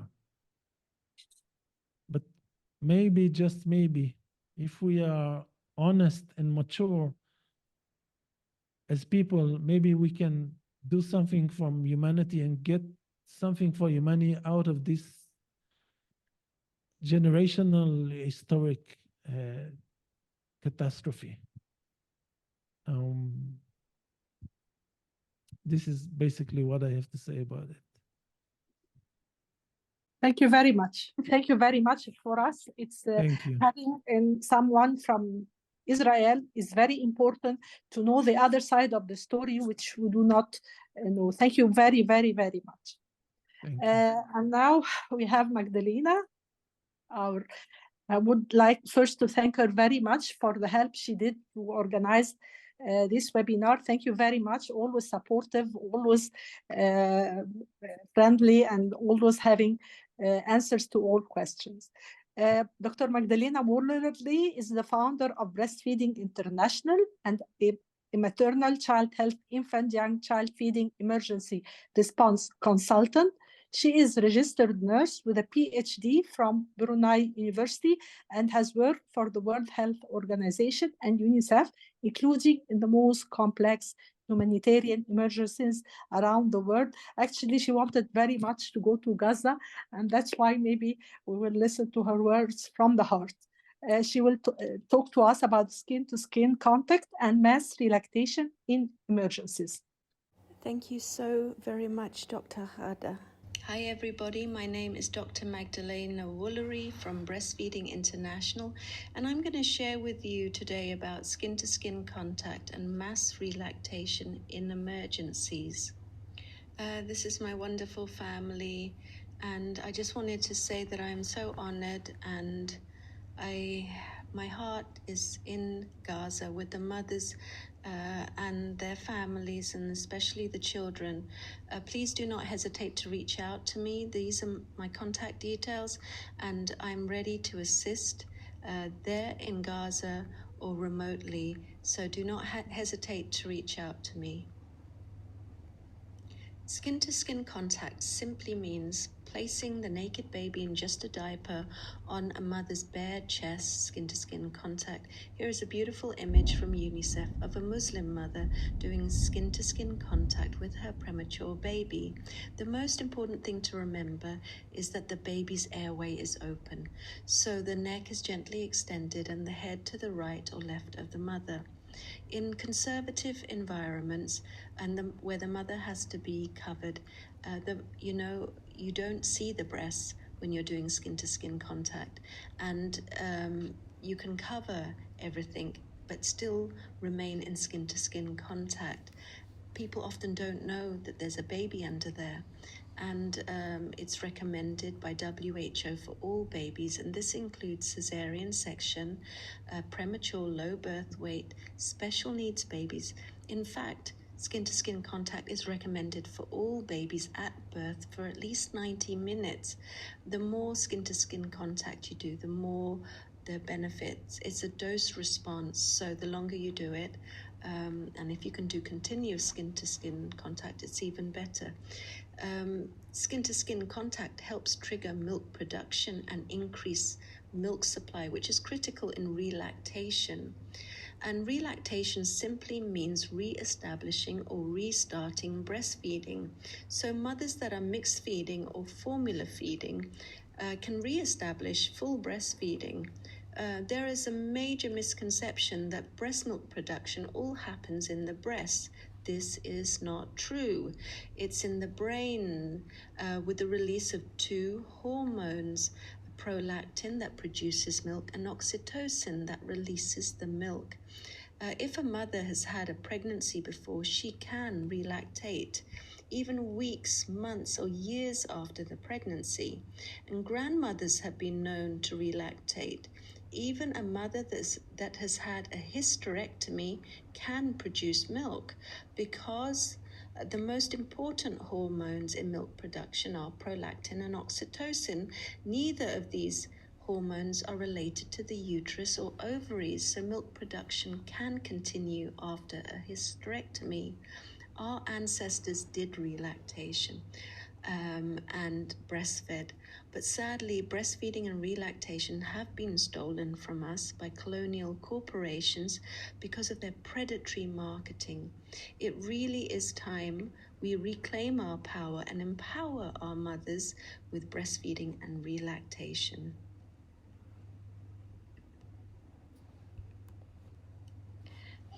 The situation in Gaza has been so horrific, especially for our mothers that have given birth via, cesarean with no painkillers, and it's just been so horrific to learn about their experiences. Skin-to-skin contact for the mother and baby, even in those horrific conditions, is so critical, because it releases the feel-good hormones of prolactin and oxytocin and helps reduce pain. This is a mother here you can see doing skin-to-skin contact after a cesarean, and there are images here on the right of a mother of a baby with a low birth weight and premature baby. Even with CPAP and oxygen and all the devices, and all the treatment can be done on the mother's skin, in skin-to-skin contact. Women and children always suffer the most in emergencies. I've worked for over 20 years in emergencies, and the constant battle to advocate for the rights of mothers and children hasn't stopped. It continues. Unfortunately, this is the reality, and for the people in Gaza, it is much, much worse with this genocide. Many of you would have seen images of premature and low birth weight babies left under heaters, with an overwhelmed health staff, babies fed artificially with bottles and formula. Even when the mother was well and alive, after giving birth naturally, they were giving them formula. This is the sad reality, and it's just so heartbreaking, because in emergencies, it is not men and the elderly and so on that die. It is the children that are under 5, and the younger that they are, the most at risk they are. It has been so heartbreaking watching this genocide unfold, because it has been worse than any emergency I have witnessed in my over 20 years of working in humanitarian response. This is a beautiful image. I could only find one image online of a Palestinian mother actually breastfeeding her baby. All the other images was of formula feeding, and this is from a UN agency. But what's so special about skin-to-skin contact? Well, skin-to-skin contact, the list goes on and on, so I only have a limited time. I'll just share sort of my favorite facts about skin-to-skin contact and why it's special. It prevents mothers bleeding to death after birth.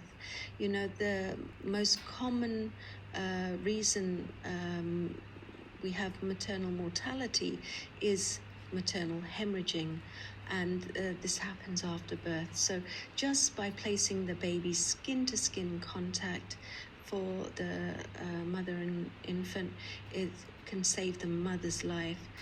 Skin-to-skin contact rapidly and significantly increases breast milk production.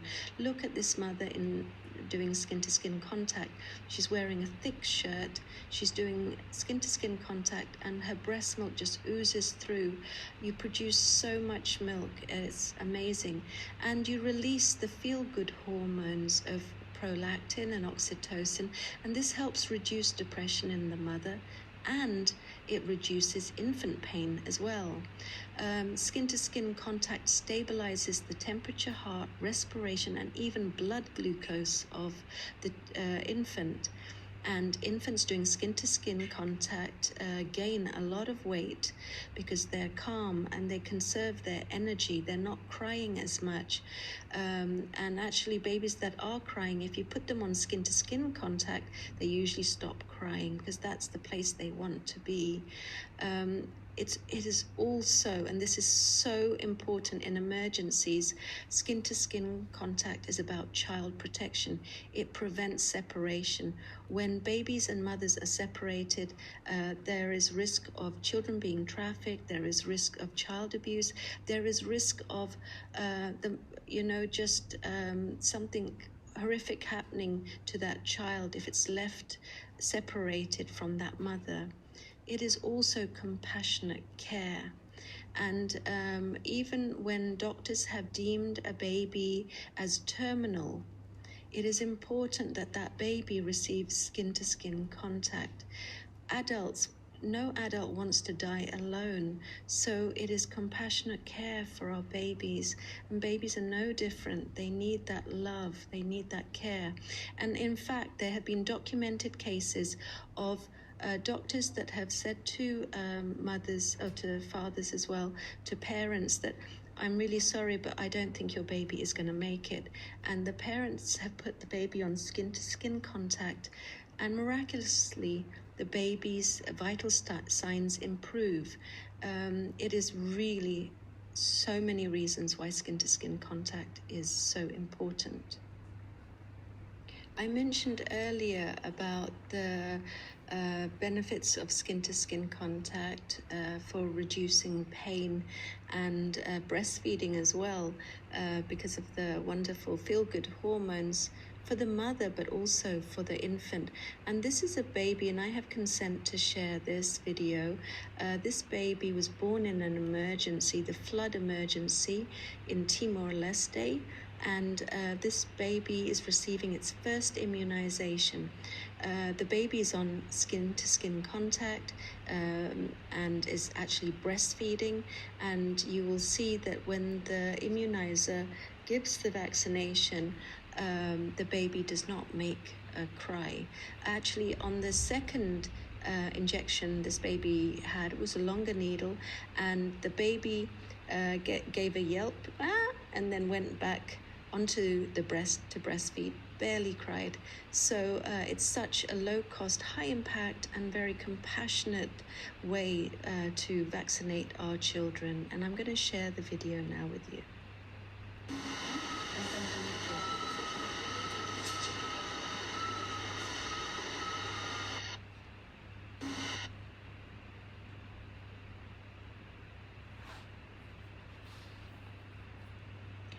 This slide is from Dr. Nils Bergman, who is a pioneer in skin-to-skin contact and was involved in the WHO randomized controlled trials that have informed now the WHO guidance for skin-to-skin contact.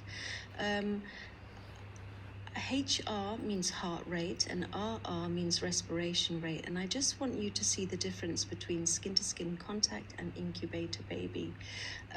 When a baby is in an incubator, they are stressed. Their heart rate is unstable, their respiration rate is unstable, and they actually burn a lot of calories, especially when they're rapidly breathing and they have a fast heart rate. When they're on skin-to-skin contact, it's all stable. And I want you just to think for a minute what it must be like for the baby. For 9 months, you're in your mother's womb, and you heard your mother's heartbeat. You felt her breathing. You received all the nutrition you needed, and suddenly you're born and we cut the cord. What does that baby think? What would you think if you were that baby? Where is my mother? I can't feel her. I can't feel her heartbeat. I can't hear her breathing. Maybe she's gone. And babies become very stressed and can destabilize. And some babies may even think, oh, maybe my mother has died. I will not survive. And sadly, they don't. And this is why skin-to-skin contact is critical. So I really want to blow your mind right now with this cool fact. They've done studies of twin mothers doing skin-to-skin contact, so their baby just in a diaper, one baby on each breast, and say the baby on the right is too hot. The right breast temperature cools down, and the baby on the left is too cold, so the left breast temperature rises to warm that baby. One woman, two babies, it's called thermal synchrony. So what's so special about breastfeeding? Well, breastfeeding is actually more than just nutrition. It's also nurturing care, but it has vitamins and minerals. It has growth factors that help with development and the infant growth. It is abundant in antibodies and stem cells, and it helps fight illness and disease. But what I find most amazing about breastfeeding is its ability to change to meet that infant's need. So the breast milk for a premature baby is different to breast milk for a toddler. And I just want to share one example. Imagine you have a newborn and you have a preschooler. The preschooler goes to school, picks up some illness, comes home, coughs at the newborn, and there's a message in the baby's saliva, hey mum, I'm going to be sick with this illness. And the baby breastfeeds, and that saliva, the message goes through the mother's breast, and the mother's body produces the exact antibodies that infant needs. It is truly amazing. Unfortunately, formula-fed babies are 14 times more likely to die than an exclusively breastfed baby. And I just want you to look at this. It's from Lancet. Just look at all-cause mortality. This image is just so striking. And the biggest killer of our children under 5 is pneumonia and diarrhea. Our children get respiratory tract infections, and especially in emergencies, this is so important because breastfeeding can mean the difference between life and death, and babies that are breastfed are protected from diarrhea and pneumonia. There are more than 21 dangers of artificial feeding, and a few are listed here. I would just highlight that breastfeeding prevents malnutrition in all its forms, including obesity, wasting and stunting, and reduces the risks of breast and ovarian cancer and childhood cancers. We have a global strategy for infant and young child feeding, and this is evidence-based WHO strategy that applies a clear strategic approach to feeding. Number 1, the mother breastfeeds her baby. If that's not possible, for example, the mother is critically ill, she is supported to express her breast milk, and the baby's fed that milk via spoon or cup, not a bottle. So say 1's not possible, 2's not possible. The third strategy is breast milk or breastfeeding from a wet nurse. So say 1, 2, 3 is not possible. The number 4 is breast milk from a human milk bank. The very last option is formula or breast milk substitute fed by cup, not bottle. But what do we find in health facilities and in emergencies? Well, if the mother isn't breastfeeding, just give formula. This puts the mother's life at risk and the child's life at risk, especially in emergencies. And we have this strategy. It is so critical that we implement it. And studies have shown, multi-country studies, when mothers are interviewed in pregnancy, they intend to breastfeed, they want to breastfeed, the vast majority, in some countries over 98%. But what happens is we do not support mothers. Our systems do not support mothers, and there's predatory marketing. So it's really important that we understand this global strategy for infant young child feeding and really do honor our mothers and support them. What if a mother dies? And so we refer back to the global strategy. You can do wet nursing, it's a lifeline, and relactation too. And we can ensure cultural sensitivity and cultural appropriateness. In some Islamic cultures, there are innovative solutions to issues such as, the issue of potential future marriage partners. For example, an innovative solution is that mothers of baby girls can breastfeed or milk share another mother that has a baby girl. Mothers of baby boys can wet nurse and milk share another mother's baby boy, and this is a strategy that's used by Muslims in some countries. But what about malnourished mothers? Studies have found no difference in quality or quantity of breast milk between malnourished and well-nourished mothers. A mother's capacity to produce milk of sufficient quantity and quality to support infant growth is resilient and is generally independent of maternal nutrient intake. So malnourished mothers can breastfeed, and there is a big misconception that they cannot. And we even hear health workers say this, because sadly a lot of the training comes from the formula industry, providing conferences and trainings and incentives to push formula. But malnourished mothers do need nutritious foods for their own health, because they lose about 500 to 700 calories a day just breastfeeding. So if we push infant formula on malnourished mothers, what happens is we risk malnutrition of the child, and therefore you have two malnourished people in the family, the mother and the child, instead of one. So pushing formula on malnourished mothers also increase her risk of breast cancer, ovarian cancer, diabetes, and many childhood illnesses and childhood cancers. What about twins, triplets, and more? Well, they can exclusively breastfeed. And here are some images from social media from the wonderful Milk Mag of mothers of triplets breastfeeding and exclusively breastfeeding. You have to do a rotation system where because we don't have 3 breasts, we have 2. So the third baby has to be patient, and the 2 babies are breastfeeding, and then you just rotate and bring that baby onto the breast when they're 2. So you just rotate. And it's very important to do frequent feeding, especially at night when the hormone prolactin is especially high. And here are some lovely pictures of babies doing skin-to-skin contact.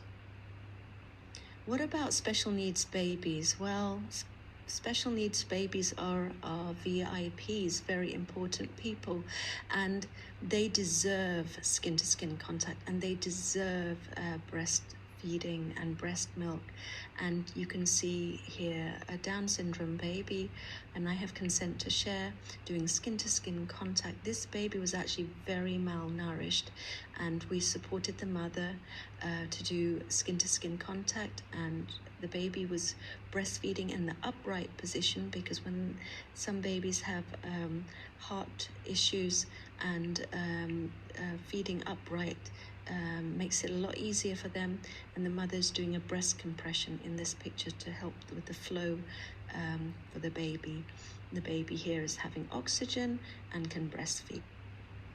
Our babies are so precious, and I just love the way that this little one is looking at me after receiving lots of breast milk from his mama.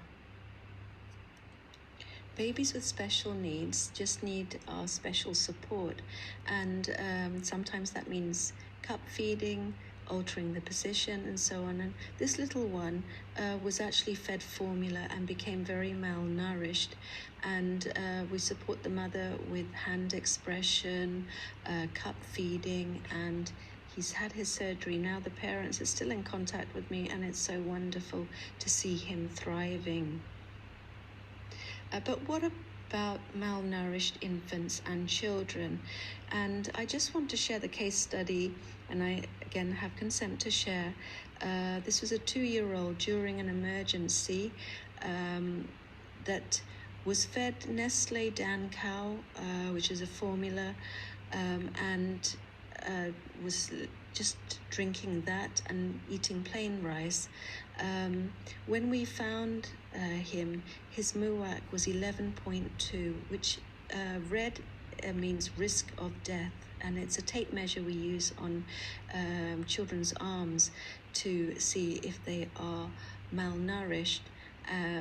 Yellow means moderate, and green means well-nourished. So he had a fever, so he was pyrexic, had a fever, he had diarrhea, and a respiratory infection.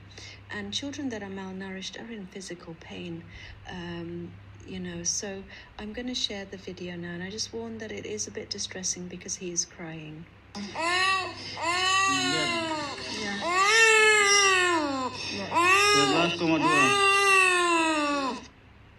But we discovered that his mother was actually still breastfeeding.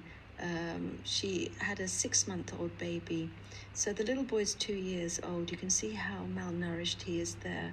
And so we counseled the mother. She understood that in her breast milk she has antibodies. So we supported the mother to express her breast milk, and she gave the breast milk to her son, who drank it from a cup.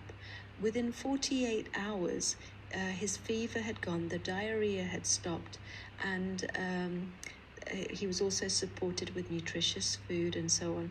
But the breast milk is just such a powerful medicine.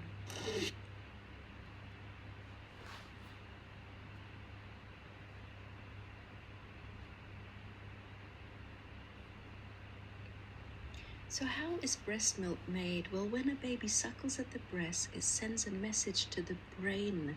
The brain then signals hormones, prolactin and oxytocin, to be released. Prolactin is the milk-making hormone, and it causes a structure in the breast called the alveoli to begin making milk. Oxytocin is the milk release hormone, and it causes the muscles around the alveoli to squeeze milk out through the milk ducts. But did you know that breast milk is already produced in pregnancy? Colostrum is the first milk, and it's this thick gold color. I call it liquid gold. And production actually begins as early as 16 weeks of pregnancy. So please, if there are any health workers listening, watching this, it's not that the milk is coming in. We hear this, that babies are given formula in the first few days because the milk hasn't come in yet. That's just not true. With enough skin-to-skin contact, there is plenty of milk, and there's actually already colostrum there. So do skin-to-skin contact.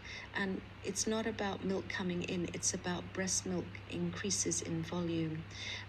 Colostrum is all that a newborn baby needs. So how can we rapidly increase milk supply? It's about continuous skin-to-skin contact, good positioning, attachment. That means tummy to mummy, nipple to nose, and a deep latch. Frequent feeding, especially at night when prolactin hormone is high. And you can do breast compressions and hand expression. You can do lactation massage. All this helps increase milk supply. Relaxation is the key to relactation. It's about empowering mothers, and if a baby doesn't latch, reassure the mother. Try techniques like the drip drop method, which I will share, and cup feed, and do continuous skin-to-skin contact. Behavior change triggering message. This is one that I found works, whether in Turkey, Syria, Indonesia. Our mothers around the world especially in emergencies, they doubt themselves. They doubt, do I have enough milk? And this message is just so powerful. And I just want to share it with you. If I can share one behavior change triggering message, is that if a mother during 9 months of pregnancy can, and without even thinking about it, produce a human being, sometimes twins, triplets and more, then her body can also produce breast milk. So you didn't think, oh, it's Monday, I need to make baby's eyes, nose, ears. Oh, it's Tuesday, I need to make solid bones. Now it's Thursday, I have to make a heart, brain, lungs. No, our bodies automatically did that in pregnancy. We're amazing. And we will produce plentiful breast milk and with lots of skin-to-skin contact and frequent feeding. So where did this idea come from that we are not enough, that our breast milk is not enough? We're inundated on social media through adverts of formula, bottles, pacifiers, artificial feeding, and on TV, on the radio, in the shops, and even health workers that are receiving incentives from formula companies to push formula on unsuspecting parents. So support women, because empowered women are unstoppable. And this is how we do mass relactation. It's as easy as 1, 2, 3. You bring all the mothers together, like in that photo I showed you.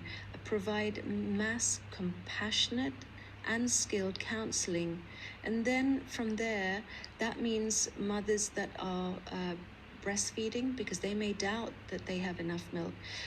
It's about mixed feeding mothers and formula feeding mothers. Bring them together in solidarity. And then you can identify and target the most vulnerable. The most vulnerable are malnourished children under 5, special needs babies, mothers, pregnant and lactating women.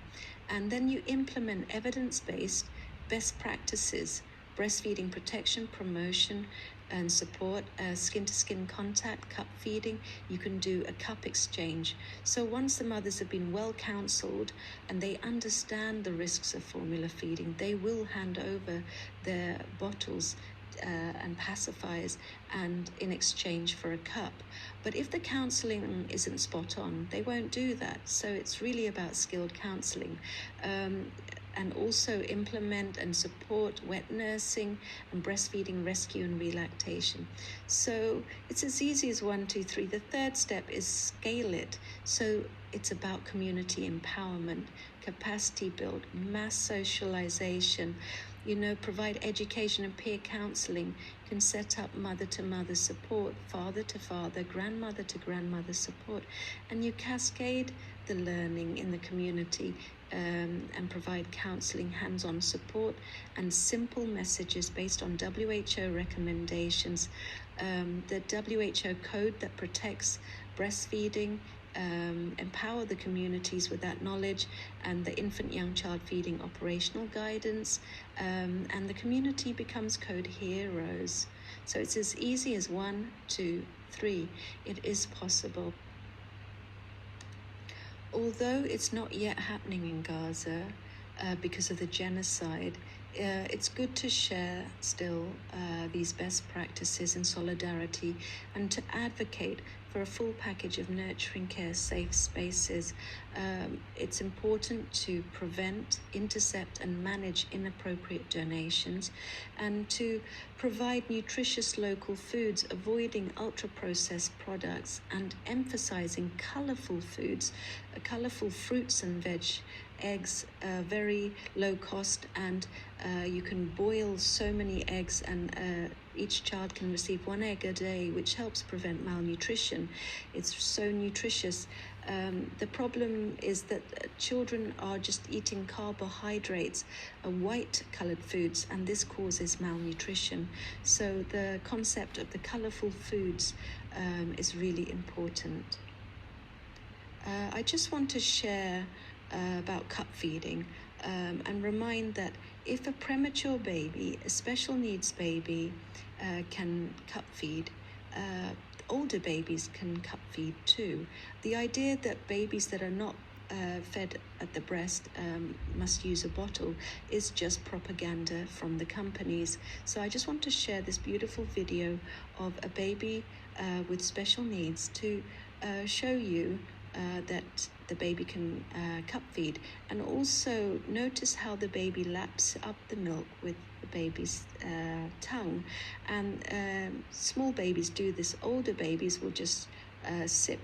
And the key is just to pour the milk to the edge of the rim, and the baby does the work. When the baby stops, we stop. When the baby carries on, we carry on. But we just pour the milk to the edge, and we don't pour it in the baby's mouth. The baby has full control. The baby is the boss.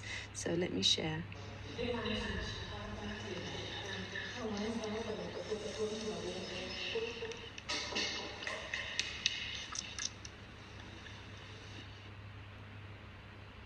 And this is the drip drop method, and this is a beautiful video of the grandmother's there, and it's the father that's helping with the drip drop. This is the first time this formula-fed baby had ever breastfed, had ever latched on. And just by doing this drip drop technique, the baby is suckling on the breast, and this releases the prolactin and oxytocin to help the mother produce milk. It's a trick of the trade that we use to entice the babies to breastfeed. And just watch as the father does drip drop.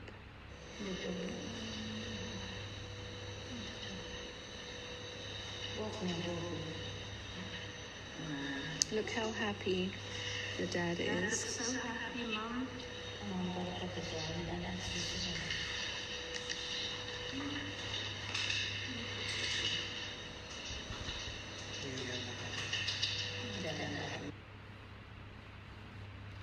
So we have these easy as 1, 2, 3 resources, how to increase breast milk supply.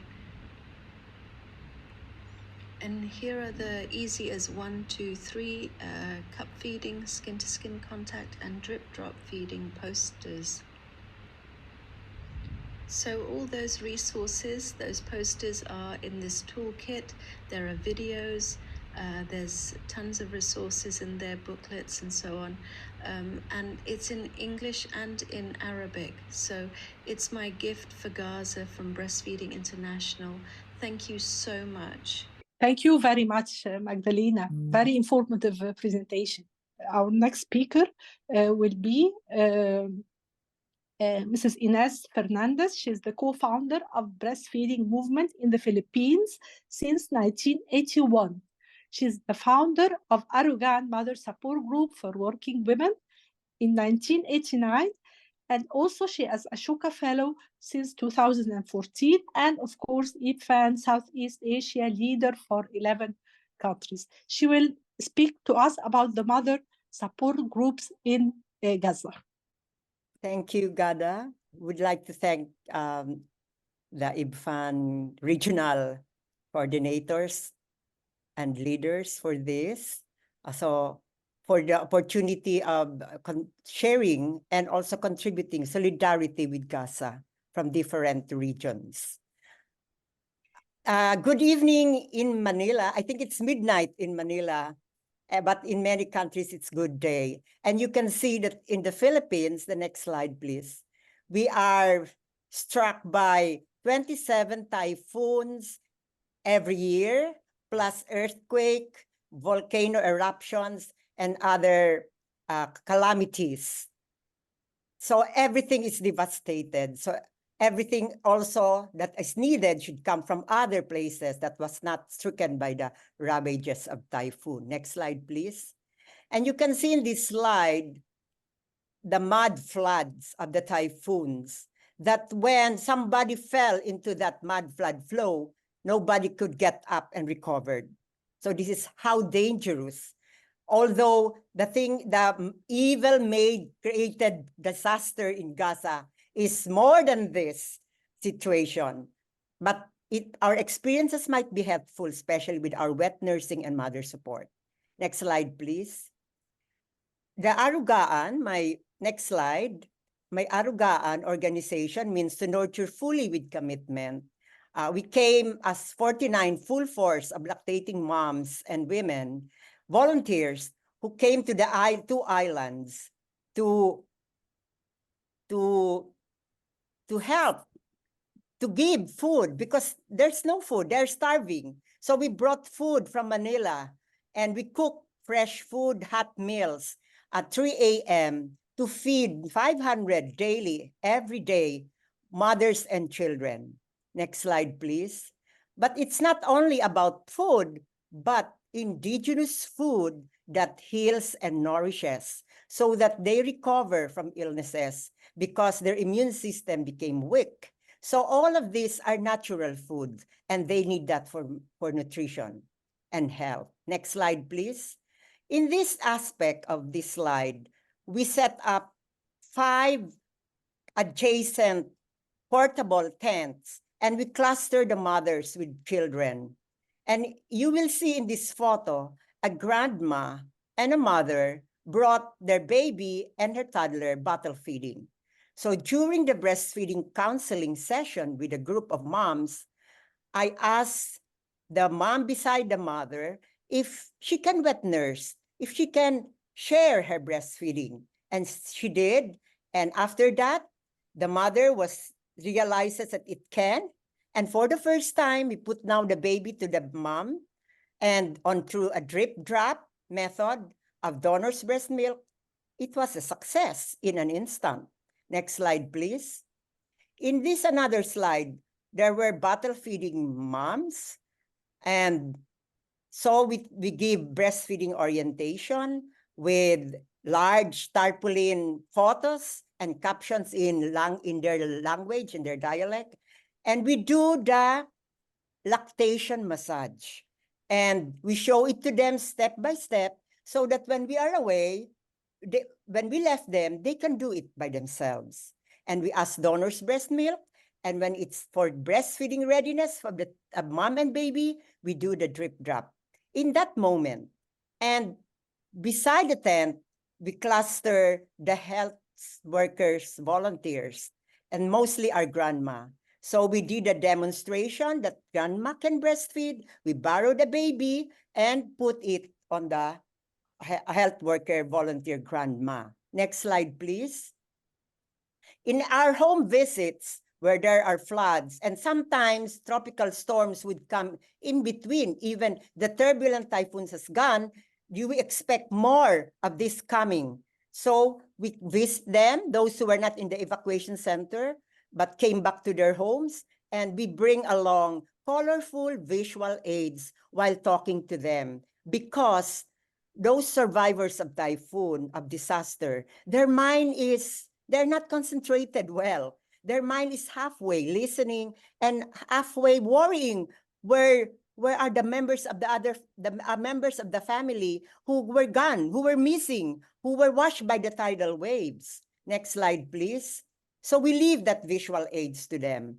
And we come across a home visit where we intervene cross-nursing, 2 neighbors who are cousins.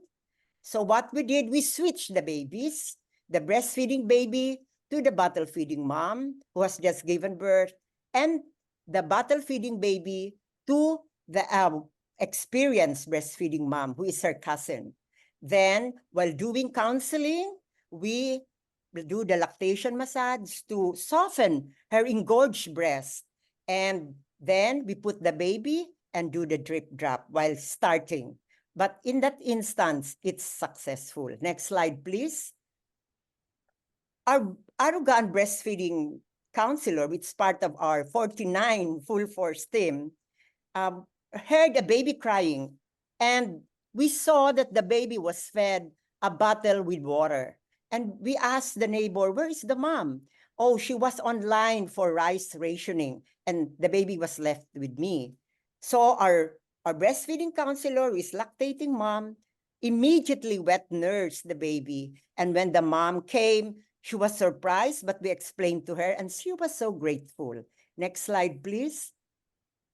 This one happens at the evacuation center. We did the adaptive breastfeeding induced lactation management. Her sister died at the evacuation camp. So she was forced to adopt this baby. Well, she's married but no children. And after showing directly how to position the baby, proper latch, and she underwent special lactation massage for induced lactation and adaptive breastfeeding. Next slide, please.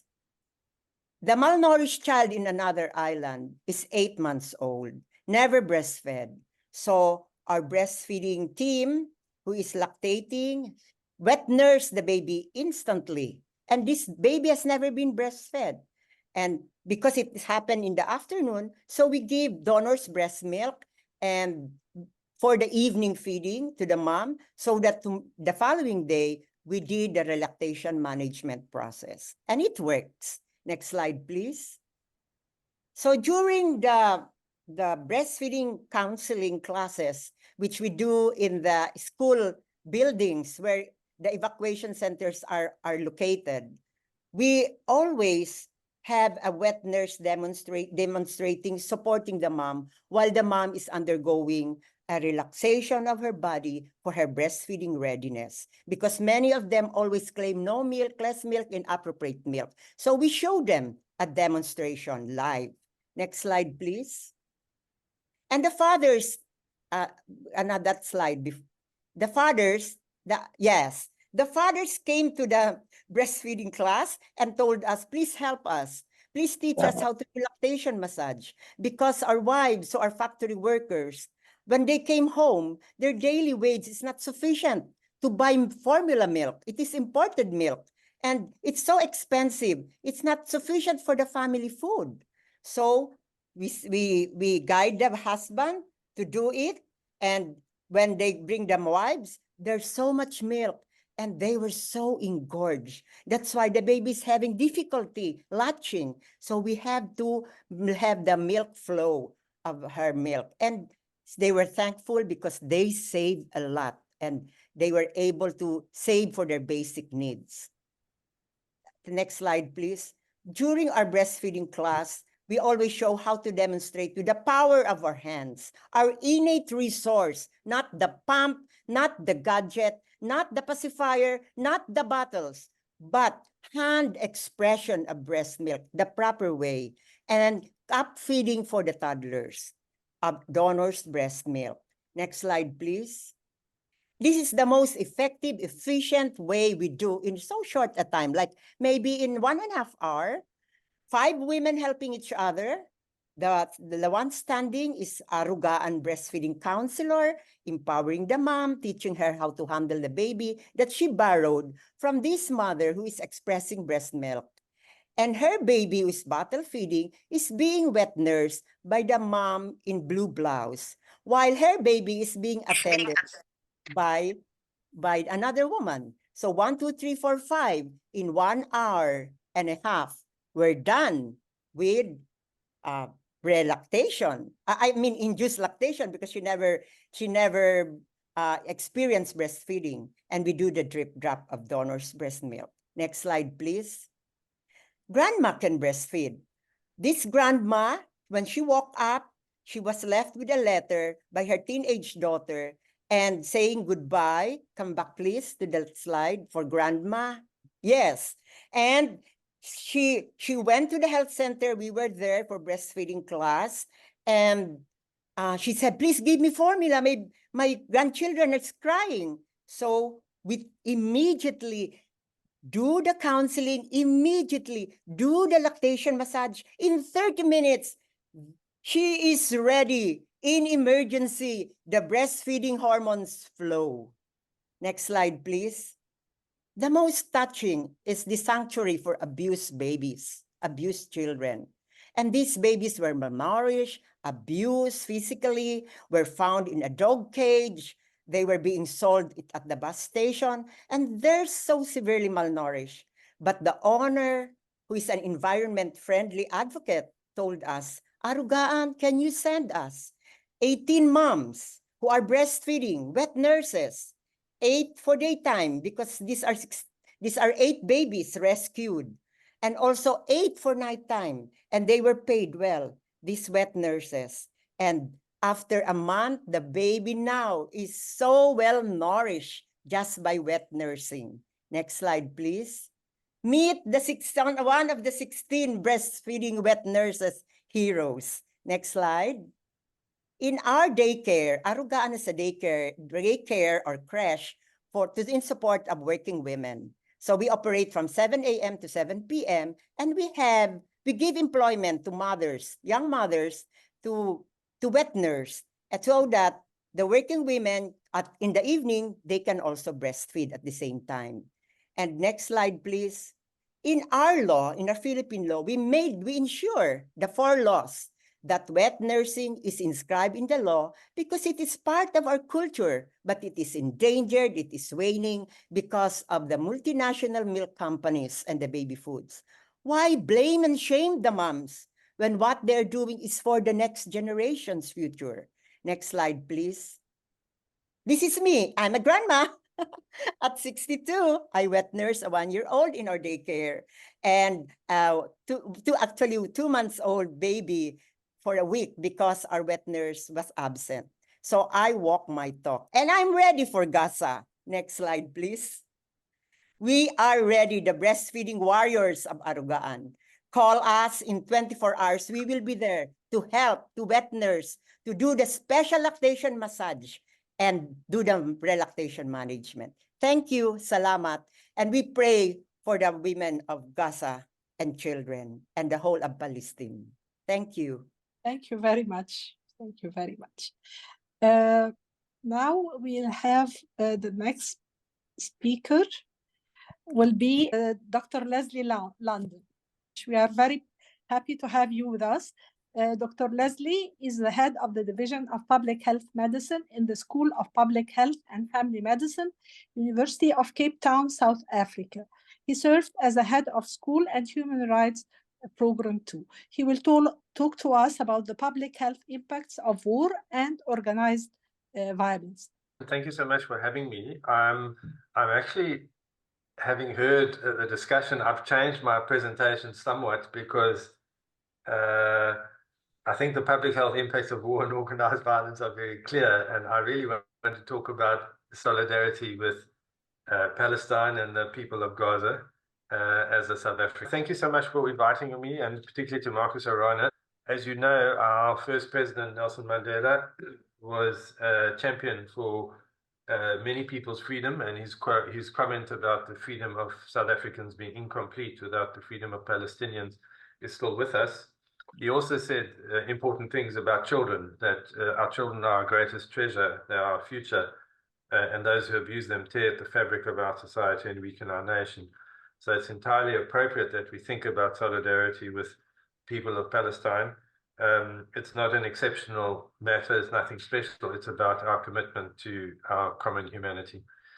So people will know that from this very grainy photo of the International Court of Justice that our South African team lodged the case of genocide against Israel, and the court ruled that there was a plausible prima facie genocide going on. I think it's important for us because there are many things wrong with our South African state. As you know, people will criticize our own government because we could do better. But on this matter, we are completely proud of our country for having done this. It's also important because you won't know this, but the advocate in the middle of the picture, Adila Hassim, is an advocate who is at the forefront of struggles for justice around HIV, around access to antiretrovirals. And for me, it signals the fact that our struggles are intersectional, that when we stand up for the people of Gaza and Palestine, we are also standing up for justice all over the world in many other ways. I was chairing a talk the other day on Gaza and solidarity with Gaza. And in fact, in the afternoon before that, I was met by someone who works in the cafeteria at my university. And they had been on strike years ago, just before COVID, and we organized a support for the workers who had been fired, a kind of strike fund for them. And they won their strike and they got their jobs back. And we were thrilled to meet each other again after so many years. But it struck me that, and I mentioned it in the meeting, that those struggles for workers' justice are the same struggles that we're talking about here. So when we support the people of Palestine and the people of Gaza struggling against the most terrible war and inflicted violence, we are struggling for justice for everyone. So I thought I'd talk about different kinds of action. And action at universities is really important. You'll see, for instance, on the right-hand side, the Healthcare Workers for Palestine regularly organizes events to try and raise awareness in the health professionals amongst our students. This particular one was about children, freedom for children, Palestine and why it matters. I should say that it's not always easy in our context to do that, but we do enjoy more freedoms than the US universities do at the moment, strangely enough. And we are able to raise these kinds of issues in our institution. Not always the case. You'll see in the bottom left-hand corner, Wits University, that's in Johannesburg. Students are still struggling to get their university to take on a position in support, or at least in support of humanitarian aid and a ceasefire. So it's still a contested area, but we are proud of the fact that we have achieved some successes. I think in our research, we also need to utilize our skills better. And I give you this example, that the unit at the London School of Tropical Hygiene and Medicine, the unit that deals with humanitarian disasters with Johns Hopkins, produced the scenario-based health impact projections, which I think has been used for lobbying, and we should be using our research to do that. Our academic space is also places of discussion and contestation. So we can organize, and we do organize, events where people share their stories and share their debates. And recently, our university senate, after three meetings, it took 3 meetings to have this discussion, passed 2 resolutions. 1 resolution did not pass, but passed 2 resolutions. One calling on repeating a previous call for a ceasefire, which had been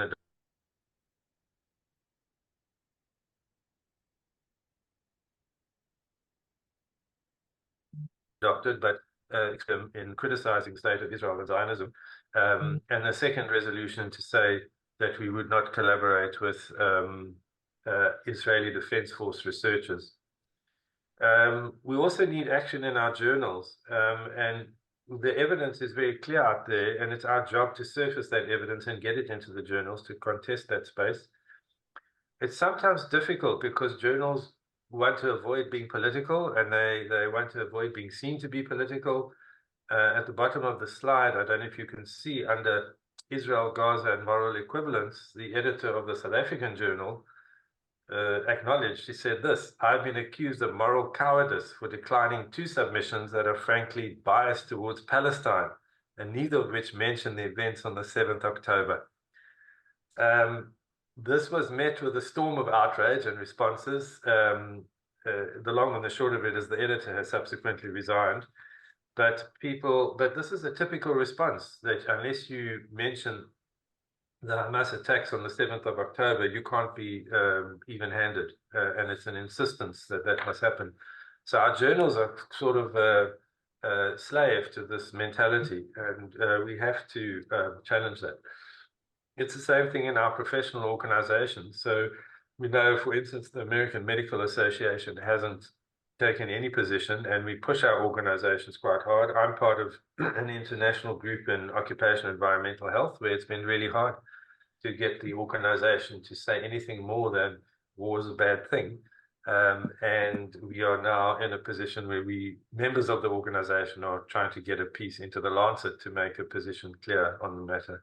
But if our professional organizations can't stand up and speak truth to power, then who can?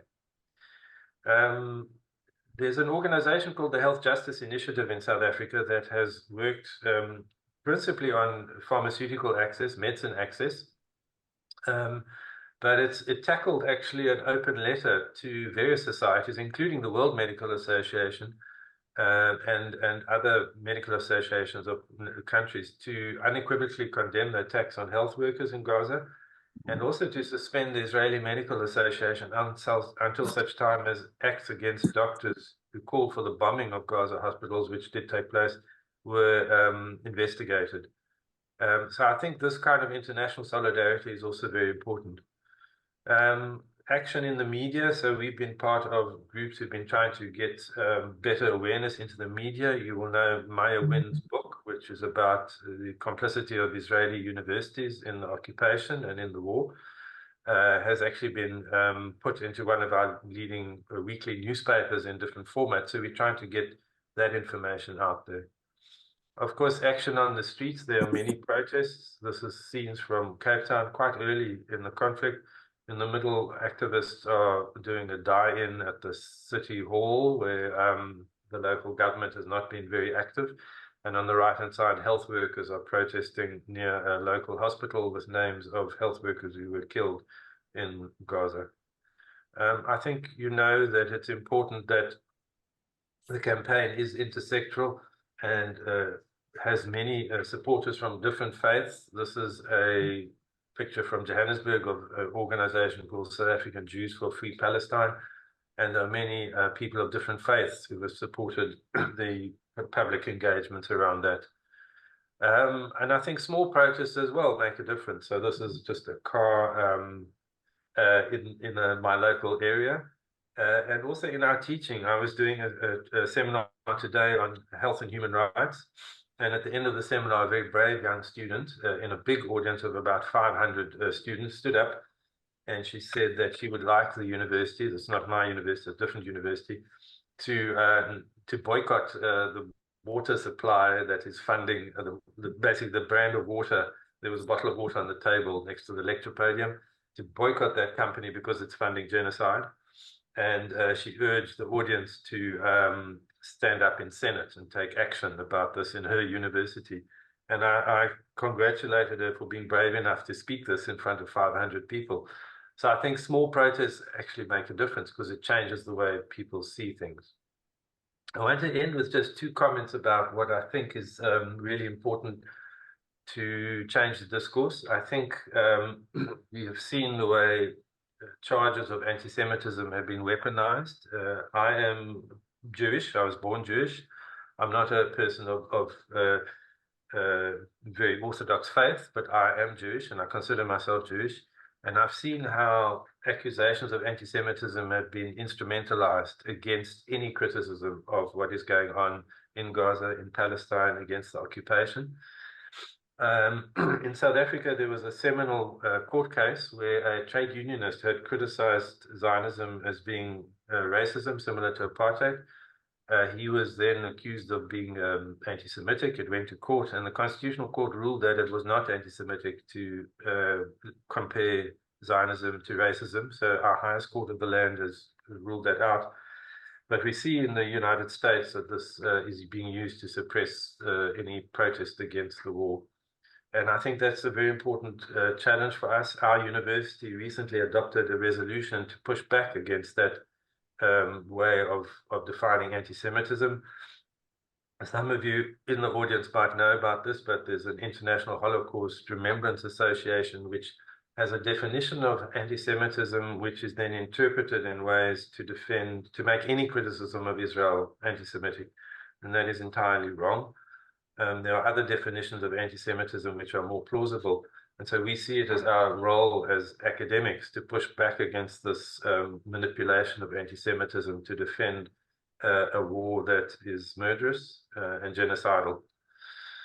And then also we have to challenge the instrumentalization of this idea of human shields as a means to increase people who get killed. So we know in the war that the refrain is that the attacks on civilians are not intended, but they are simply collateral damage. But we know as well that the Israeli military are using this idea that Hamas are involving human shields as a way of avoiding any accountability. And we know there's no evidence for that. When the International Red Cross and Red Crescent were formed, it was based upon the idea that health facilities should be protected, they should be spared, they should always be free of assault.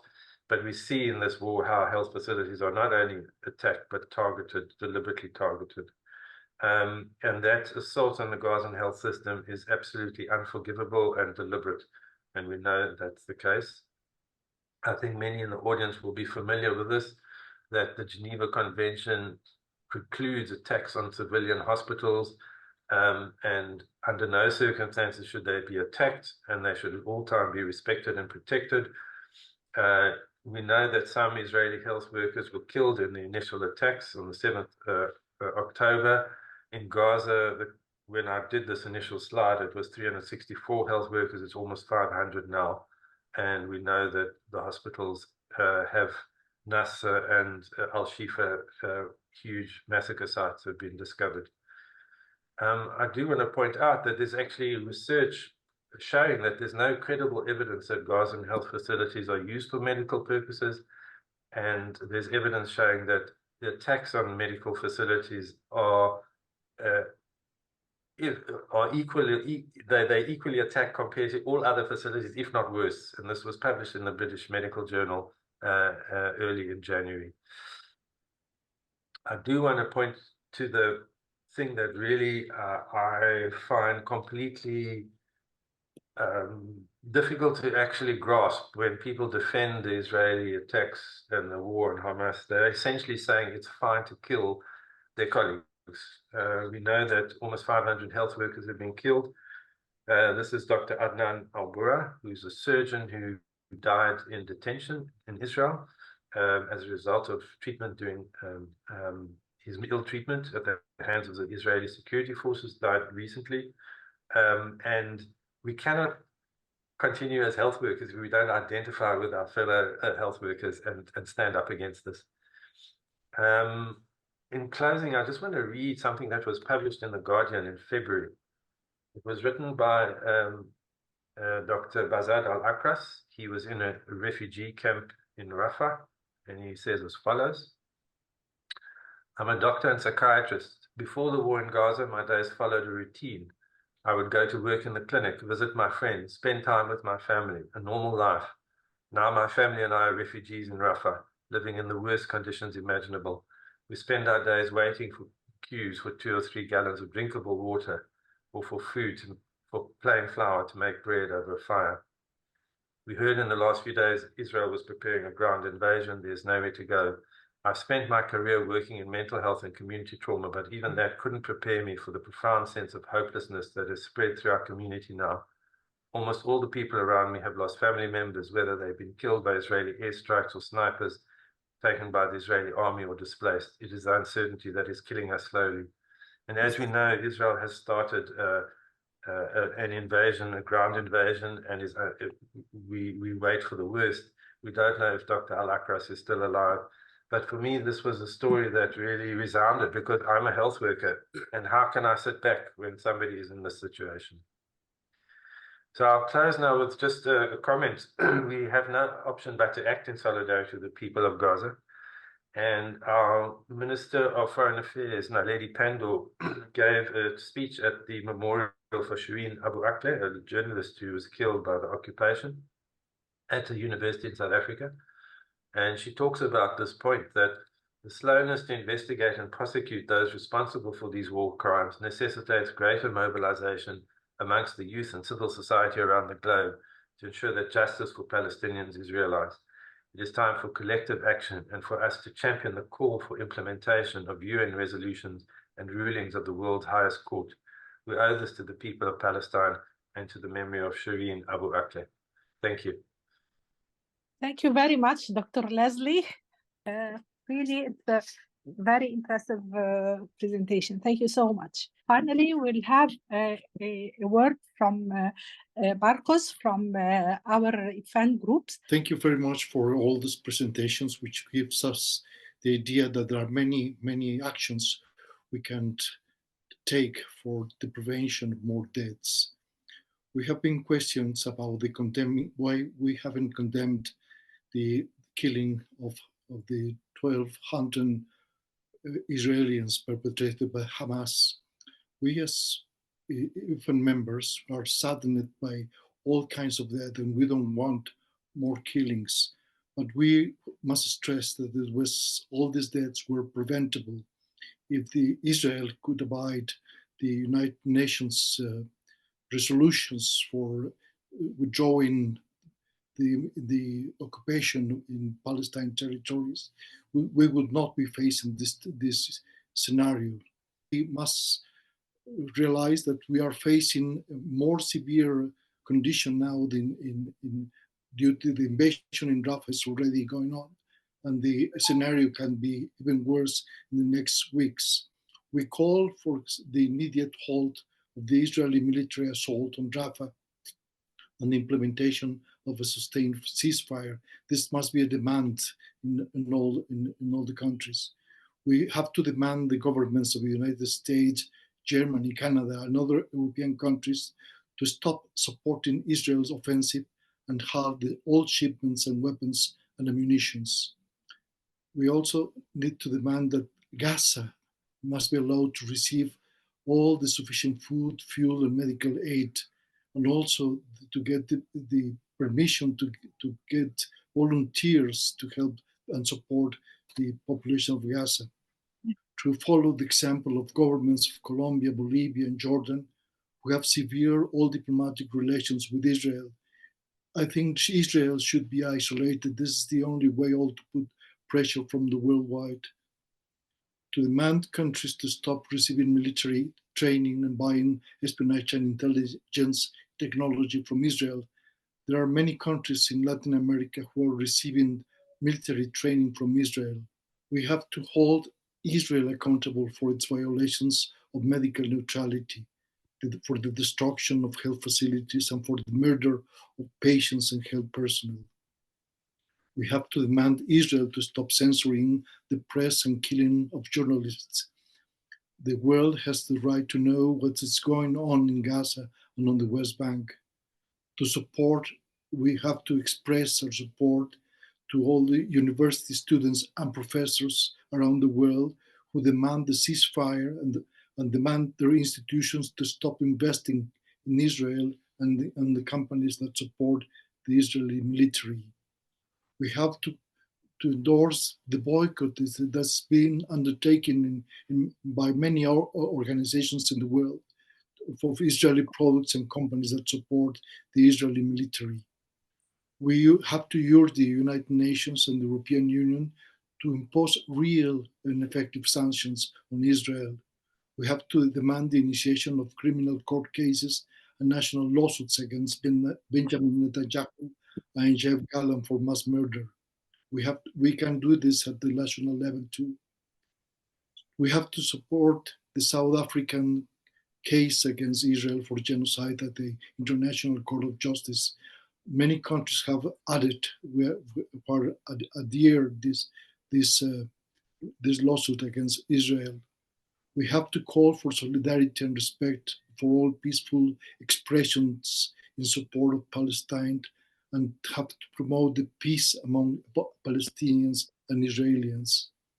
And due to the fact that women in Gaza are giving birth on the worst unimaginable conditions, without food, water, nor health facilities, amidst trouble, covered in dust, without shelter, and under relentless bombing, on this date of 10th of May, in which Mother's Day is commemorated in many countries, we call on women movements, women organizations, women's groups that promote the reproductive rights around the world to demand Israel to stop treating women and children as a demographic threat and to halt the largest mass murder of women and children in contemporary history, and stop the biggest violation of women's reproductive rights ever.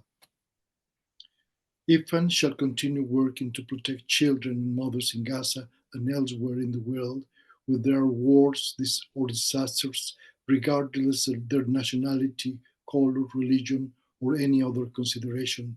All human is one species. We have all the same rights. Thank you. Okay, I would like to thank all the speakers and all the attendees, and maybe Dr. Ramona will say something. Well, many thanks to all of you, really, the speakers and also the participants. it's a great feeling that we are surrounded with all of you who are really in solidarity with Gaza as we feel it. So hopefully this solidarity is really an outcome of the peace that we are looking for, and it will come soon, hopefully. Thank you very much, and let's see what the future is keeping for us. It's I feel it's bright future, inshallah. Thank you very much. Ines, please, can you say a word? Most, I would like to thank this core group of organizer. In a so short time, we were able to make it despite resistance within, but we believe in our regional work and solidarity, and we are ready to help. Anytime call us, we will be there in any situation of evil made man created disaster. We don't allow. Bad is bad, wrong is wrong. That's it. Thank you very much, Ines. Magdalena, who was one of the great help that for having this webinar. Can you say a couple?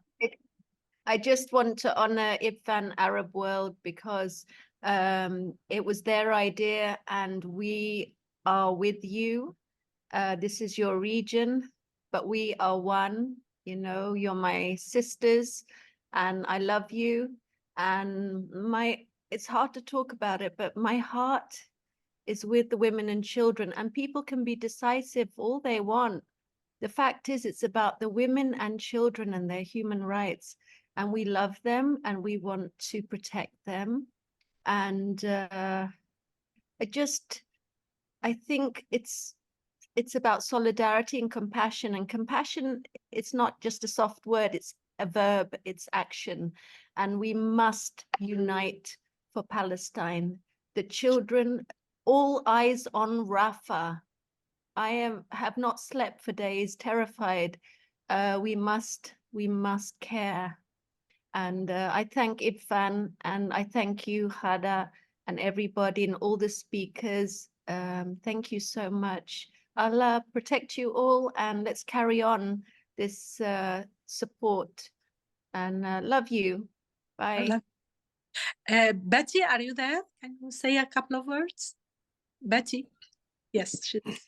Yes, thank you so much, Arab World, IBFAN Arab World, for the organizing and bringing the speakers together. It's been such a wonderful sense of togetherness because now we all feel our solidarity with each other as well, which is so important when we express these things despite pushback and repression that occurs.